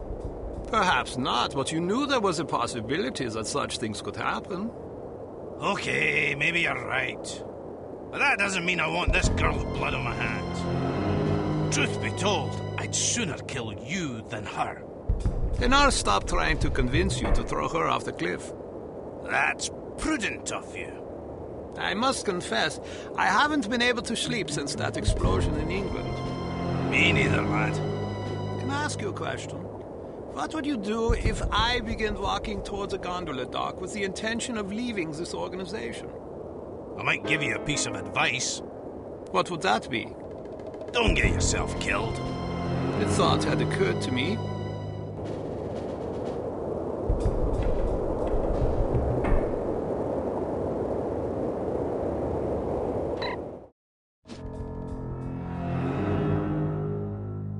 I don't want any interruptions. Yes, ma'am. Wake up, princess. So, this is the indomitable Кейт Арчер, super spy. I hope Armstrong wasn't too rough with you, dear. I'm not sure whether it's his Scottish blood or his peasant heritage, but he's rather lacking in social polish. Oh, but you're Scottish too, aren't you? Ah, how insensible you are. Baroness Dumont, you're not what I expected. Is that so? Sorry if I'm a disappointment. Not at all. Quite the opposite, in fact. Meeting your husband didn't lead me to expect much of the woman who'd choose to marry him. Oh, yes, my husband. He's a child in the body of a man. A rather large man. All I have to do is play mommy every once in a while, and I get to spend his money any way I please. And he has plenty of money to spend. But enough about my vocation. Let's talk about yours. Your vocation? But I thought you were working for harm. Harm works for me, darling. I'm impressed. Not bad for a little orphan girl who went from princess to pauper. It takes a great deal of conviction to overcome adversity the way you have, or a great deal of hatred. A little of both, actually. I wouldn't have expected such insight from someone like you. Well, perhaps you don't know as much about me as you think. I know enough. A girl spy in a man's world? That takes gall, surely. That you've been such a damnable nuisance speaks highly of your talents.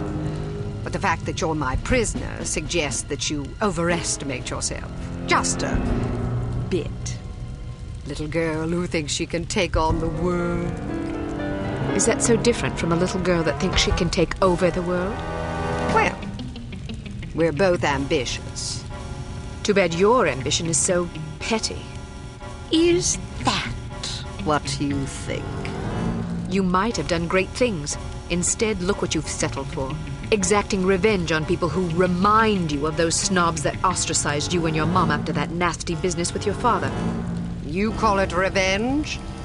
I call it house cleaning. House cleaning? That's right. Every one of these smug blue bloods I scrub out makes the world a little cleaner. As far as I'm concerned, they're lint. Excuse me, Baroness. I said no interruptions!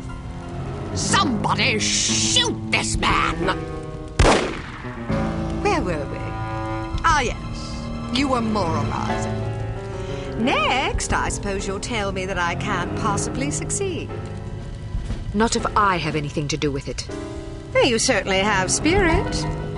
And fortunately, you won't have anything to do with it. Not unless you can rise from the grave, that is. Are you afraid to die? I haven't given it much thought. Thanks to the incompetence of the insufferable Inga Wagner, you still have some time for reflection. My instructions were to give you a 10-hour fuse. But that bloated moron gave you 10 days, which leaves you roughly 45 minutes to live. I've been infected.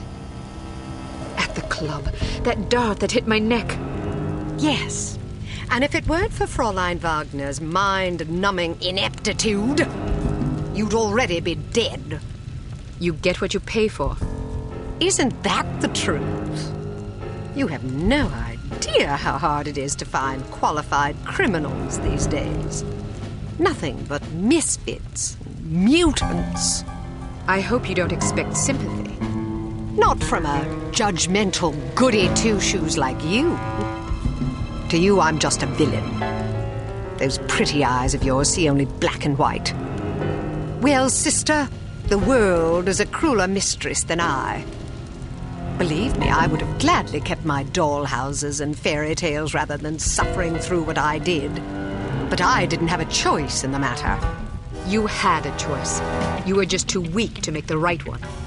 You don't know anything about me, girl. You don't know what I went through.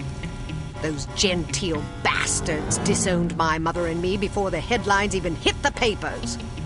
Now I'm going to show my gratitude by raining fire and destruction down upon their pedigree heads. Poor Felicity. The world spat upon her, so now she's going to show them all. Is that it? I didn't give you permission to use my Christian name. We've more in common than I like to admit. The difference is that I stopped taking my misfortunes personally. Everybody suffers, Baroness, but only cowards take it out on other people. Well, aren't you a righteous little bitch? Maybe it will get you into heaven. I suppose you'll find out soon enough. Get Armstrong up here. I want someone competent guarding this door. That's not a very nice thing to say. Is that so? Well, after you fetch him, how would you like to take yourself outside and have yourself shot?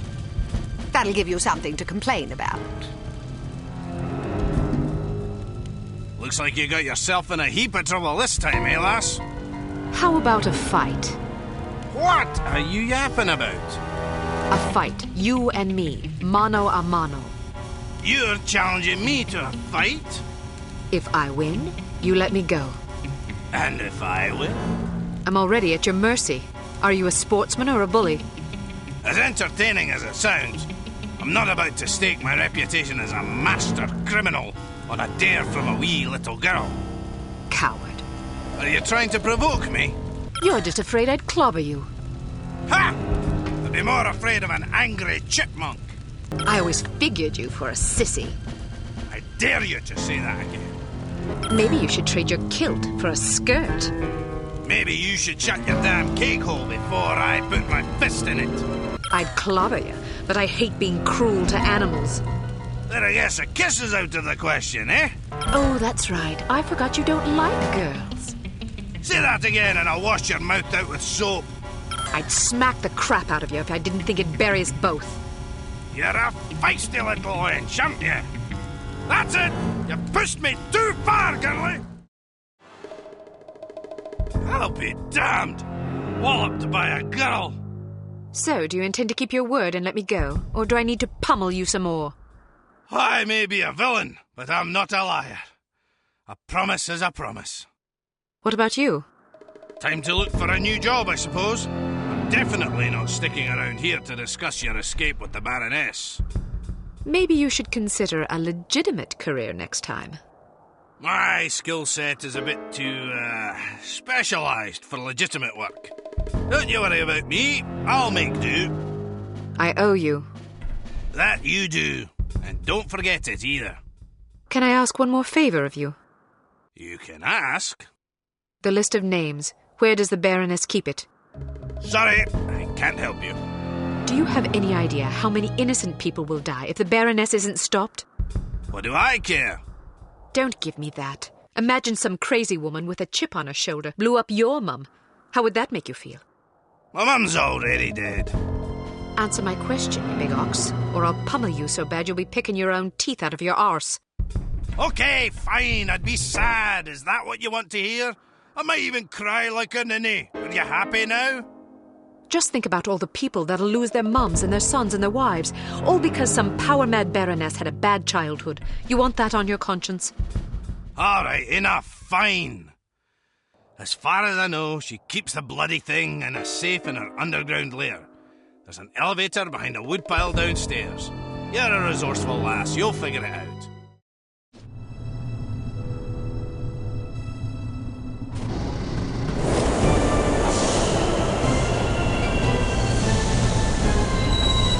I'll be in my room.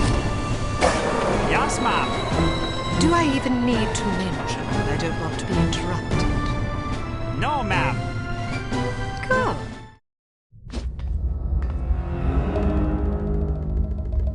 girl is gone. I should have had her shot. Yes, you should have.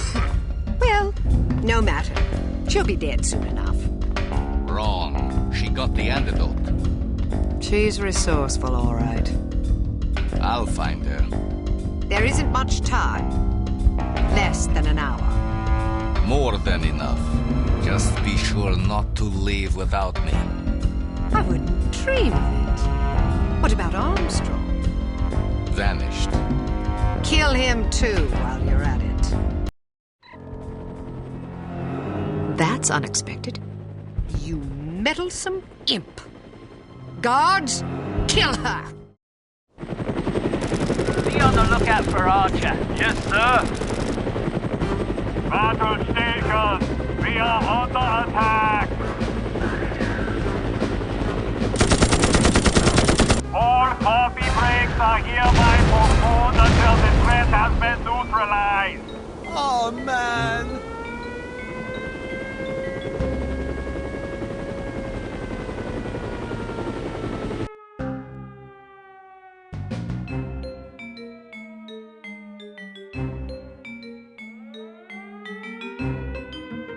Finally, some excitement.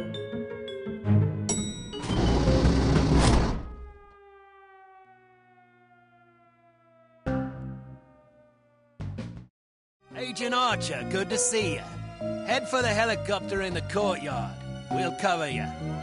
All right, but make sure you're off this mountain in the next 15 minutes. Why? There's going to be a very large explosion. Out of curiosity, who's got Agent Archer? I thought you had it. I don't have her either. Damn it all to hell. Should we head back? Well, the objective of our mission was to rescue her. Good point.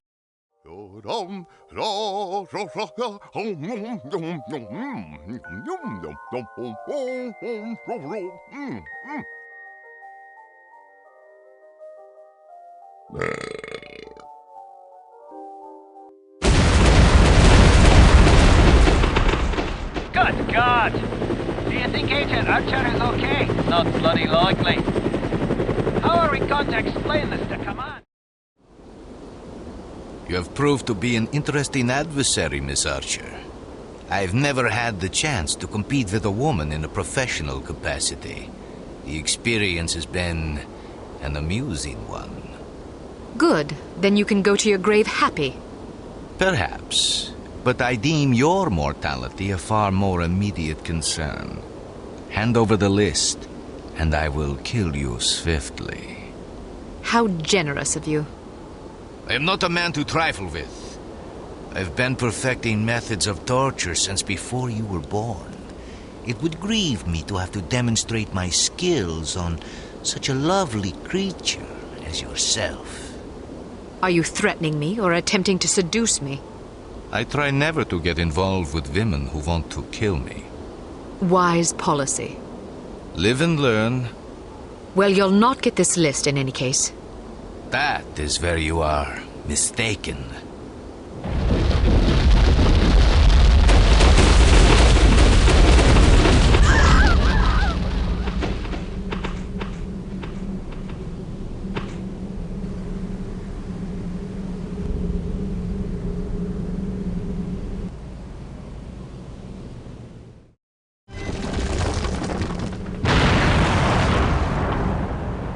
Goodbye, Dimitri. Mr. Jones, please. Whom may I say is calling? Кейт Арчер. One moment. Archer, you're alive? I suppose I am. There was a report that you'd been killed in an explosion. Oh, that. No, I survived. Did you get the list? I expect a telegram within the hour. This is excellent news. Are you all right? I'm fine. Maybe a wee bit tired. Nothing a nap and a sip of scotch won't clear up. Well, let me know the moment you arrive. Okay, see you soon. She's got the list. Unbelievable. Miss Kavanaugh, please alert cryptography that Agent Archer will be sending an encoded message within the hour. This is top priority. Don't congratulate yourself yet, Miss Archer.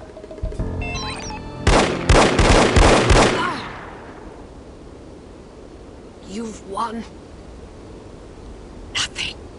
Yes, well, you've lost everything. Again. Not true, Agent Archer. I still have the satisfaction of knowing that you have failed. But I haven't. We have Dr. Schenker, we have the antidote, and most importantly, we have the names of your intended victims. You still have to deliver the list. Which I shall, just as I shall deliver you to prison where you can accustom yourself to a slightly less opulent lifestyle. Ah, what a sweet fantasy. But it's not meant to be, I'm afraid. Know this, little girl. Harm does not die with me. I think you'll survive your wounds. It's not my wounds you should be worried about. Pardon me. I've got to get everybody off the streets.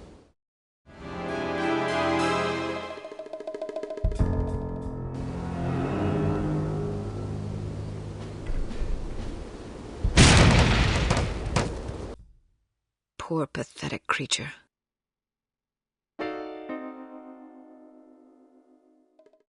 Ah, Miss Archer. I trust you're recuperating suitably? Quite so, Mr. Jones. Thank you for the champagne. It's a tradition I began back in the war, to reward my boys for a mission well done. It pays to have friends in the supply department. So, does that mean I'm one of the boys? I suppose it does. Figuratively speaking, of course. Of course. Miss Archer, I realize I have been somewhat abrasive during this ordeal. You've been a belligerent oaf. I hope you can understand that I take our collective purpose very seriously. Although I was highly skeptical of a woman's ability to handle this mission, I am overjoyed to have been proved wrong. You have gone above and beyond the call of duty in this matter, for which we are all indebted to you. I wish we could offer you a proper vacation, but until Unity is full strength again, I'm afraid we can't afford to let you rest. Thank you, sir, but I've waited a long time for a chance like this. I wouldn't dream of going on vacation now. That's the spirit. Well, I'm going to go home and see if my wife remembers me. See you both tomorrow. I'd best be going too. I haven't bathed in 3 days. I imagine I'm a bit ripe. Is this how it ends, then? How what ends? Saving the world. That's what we did, right? Yes, that is what we did. Is it always like this? Weary farewells and shuffling off home for a hot bath and a good night's sleep? A good night's sleep if you're lucky. Yes, Agent Archer. It is always like this. Saving the world is our job, you see. If we do it properly, nobody even knows the world is in jeopardy to begin with. Not a lot of fanfare, I suppose. Just the satisfaction of a job well done. An important job. I like to think so. Good night, Agent Archer. Good night, Mr. Smith. Good night.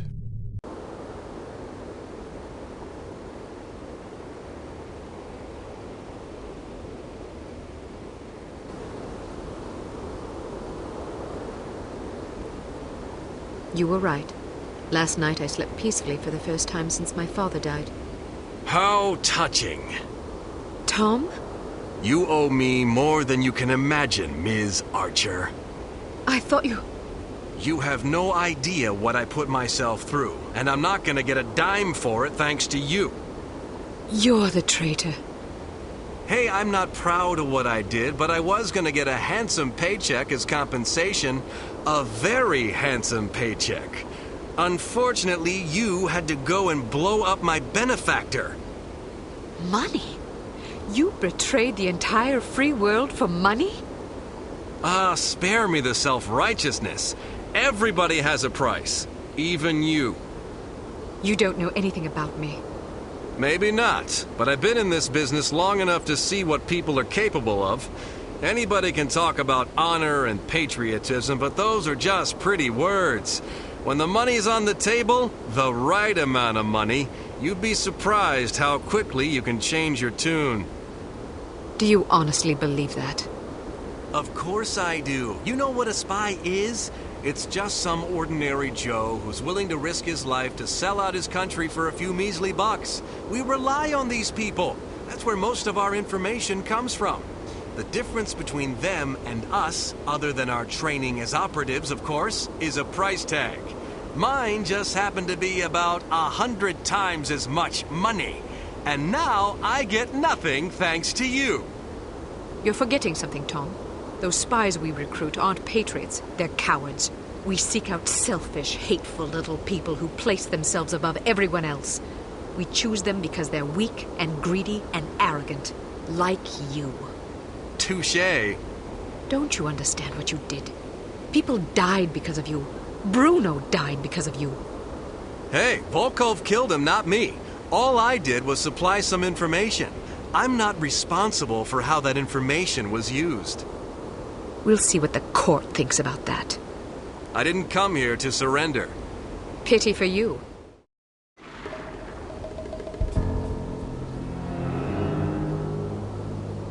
Drop your gun. Or what? Are you gonna shoot me in cold blood? If I have to. That's mighty tough talk for a little girl.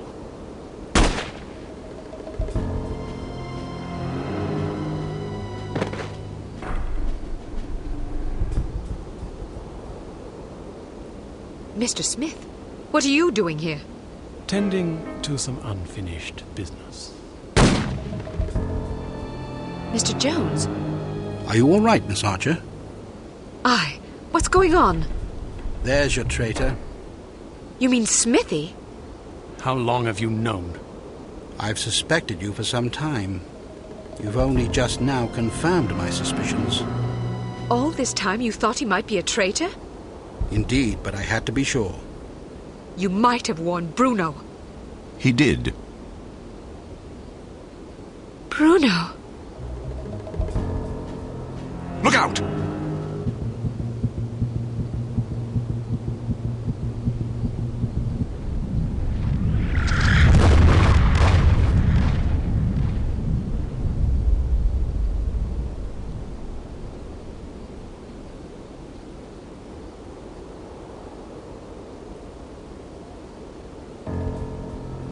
Everyone okay? Good shooting, Archer. But what about Tom? Tom Goodman died in Amsterdam.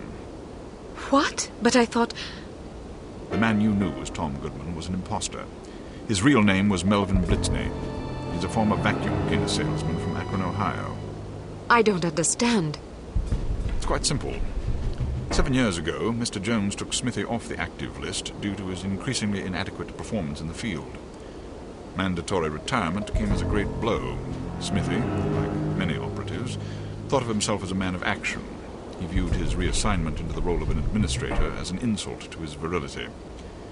He kept his dissatisfaction to himself, secretly plotting to discredit Jones and, in the process, line his own pockets. To this end, he recruited Melvin Blitzney, who underwent plastic surgery, extensive training, and months of voice lessons in order to become Tom Goodman, for whom Smithy, meanwhile, laid a deadly trap in Amsterdam. How did Smithy hook up with a vacuum cleaner salesman from Ohio? Apparently, they met in a bar in Florida on one of Smithy's last assignments. Anyhow, with Goodman out of the way and no one any the wiser, Smithy launched the next phase of his scheme, which was to nurture a relationship with an up-and-coming terrorist organization. He chose harm. His plan was to create an international incident of staggering proportions and simultaneously cripple Unity so that we would have no choice but to capitulate. Such an unmitigated failure would force Mr. Jones to step down, giving Smithy control of Unity and also a handsome payoff in a secret bank account in Zurich. But what about Morocco? It was a trap meant to snare us both. Mr. Jones and I agreed that it would serve as a perfect opportunity for me to disappear for a while. You might have warned me, you know. We couldn't risk tipping our hand. You mean you didn't think I could keep a secret? Keeping a secret wasn't enough. Smithy had to believe I was dead, which meant that you had to believe it as well. I'm truly sorry, Kate. Oh, you will be. But there are still some things I don't understand. Smithy was extremely forthcoming with information for someone who wanted us to fail. Every mission he sent you on was a trap. Eventually it occurred to him that you were far more competent than he had anticipated, but it was already too late by then. You'd outwitted him. Besides, if he'd attempted to conceal information, he would have drawn suspicion to himself, which he couldn't afford. But why did Tom, or Melvin, whatever his name is, blow up the cargo freighter? To get rid of you, of course. But Inga Wagner and Magnus Armstrong were aboard the ship. They were expendable. If you knew all this, why didn't you just arrest Smithy and be done with it? Because we didn't know all this until very recently. Your investigations revealed much of the information we needed. But the final piece of the puzzle fell into place yesterday afternoon, when I found this in Smithy's flat. The puppet? Indeed. Unbelievable. I'm sorry I had to deceive you, Kate. Sorry's not good enough. Do you have any idea how devastated I was? I should leave you two alone. I'm sure you've plenty of catching up to do. You certainly looked sad. What do you mean? Well, I was watching when you came to pay your respects. You were spying on me? Not intentionally. I ought to kill you myself. Who's buried here anyway? No one. It's an empty casket. An empty casket? Calm down. Don't run away from me. Come back and take what's coming to you. Kate, please. You're overreacting. I'll show you overreacting, you bastard.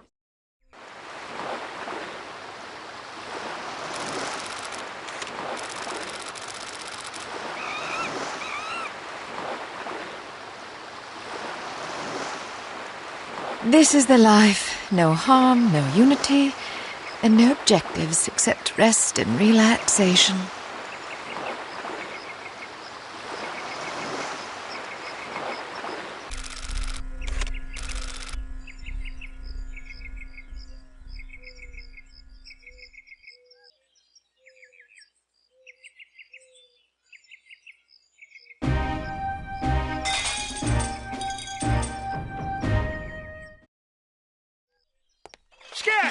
If I catch you, you'll be today's special. Harm?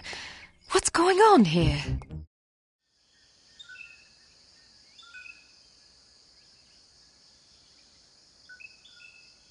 Hey, Murray, break's over. Get back to work. What's the rush? We need to get this shipment to the facility, and you've been sitting around all afternoon. Our paychecks are 2 weeks late. I'll put some hustle into it when I see some money. Boss said that's just a temporary payroll glitch. Now come on. I can't do this by myself. As much as I dislike writing up reprimands, you forced me to do just that. What now? The backup lava diversion system was down for 13.6 seconds this morning. So? So, if the backup system is impeded, the primary system could malfunction. Which means? Which means we'll all melt, you idiot! Geez, who hired you? You did, sir.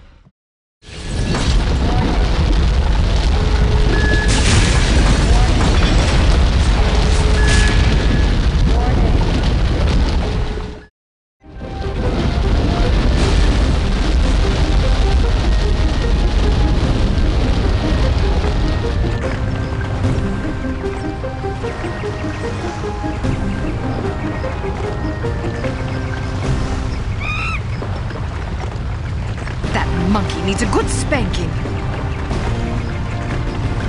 Come back here, little monkey.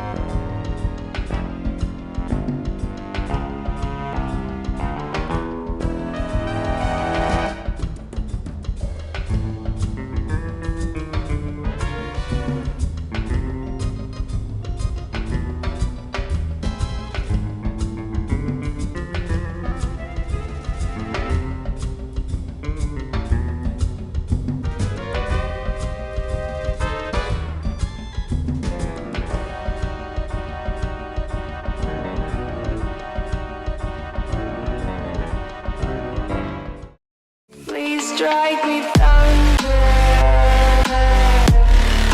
Let me get closer to the light. Please strike me thunder.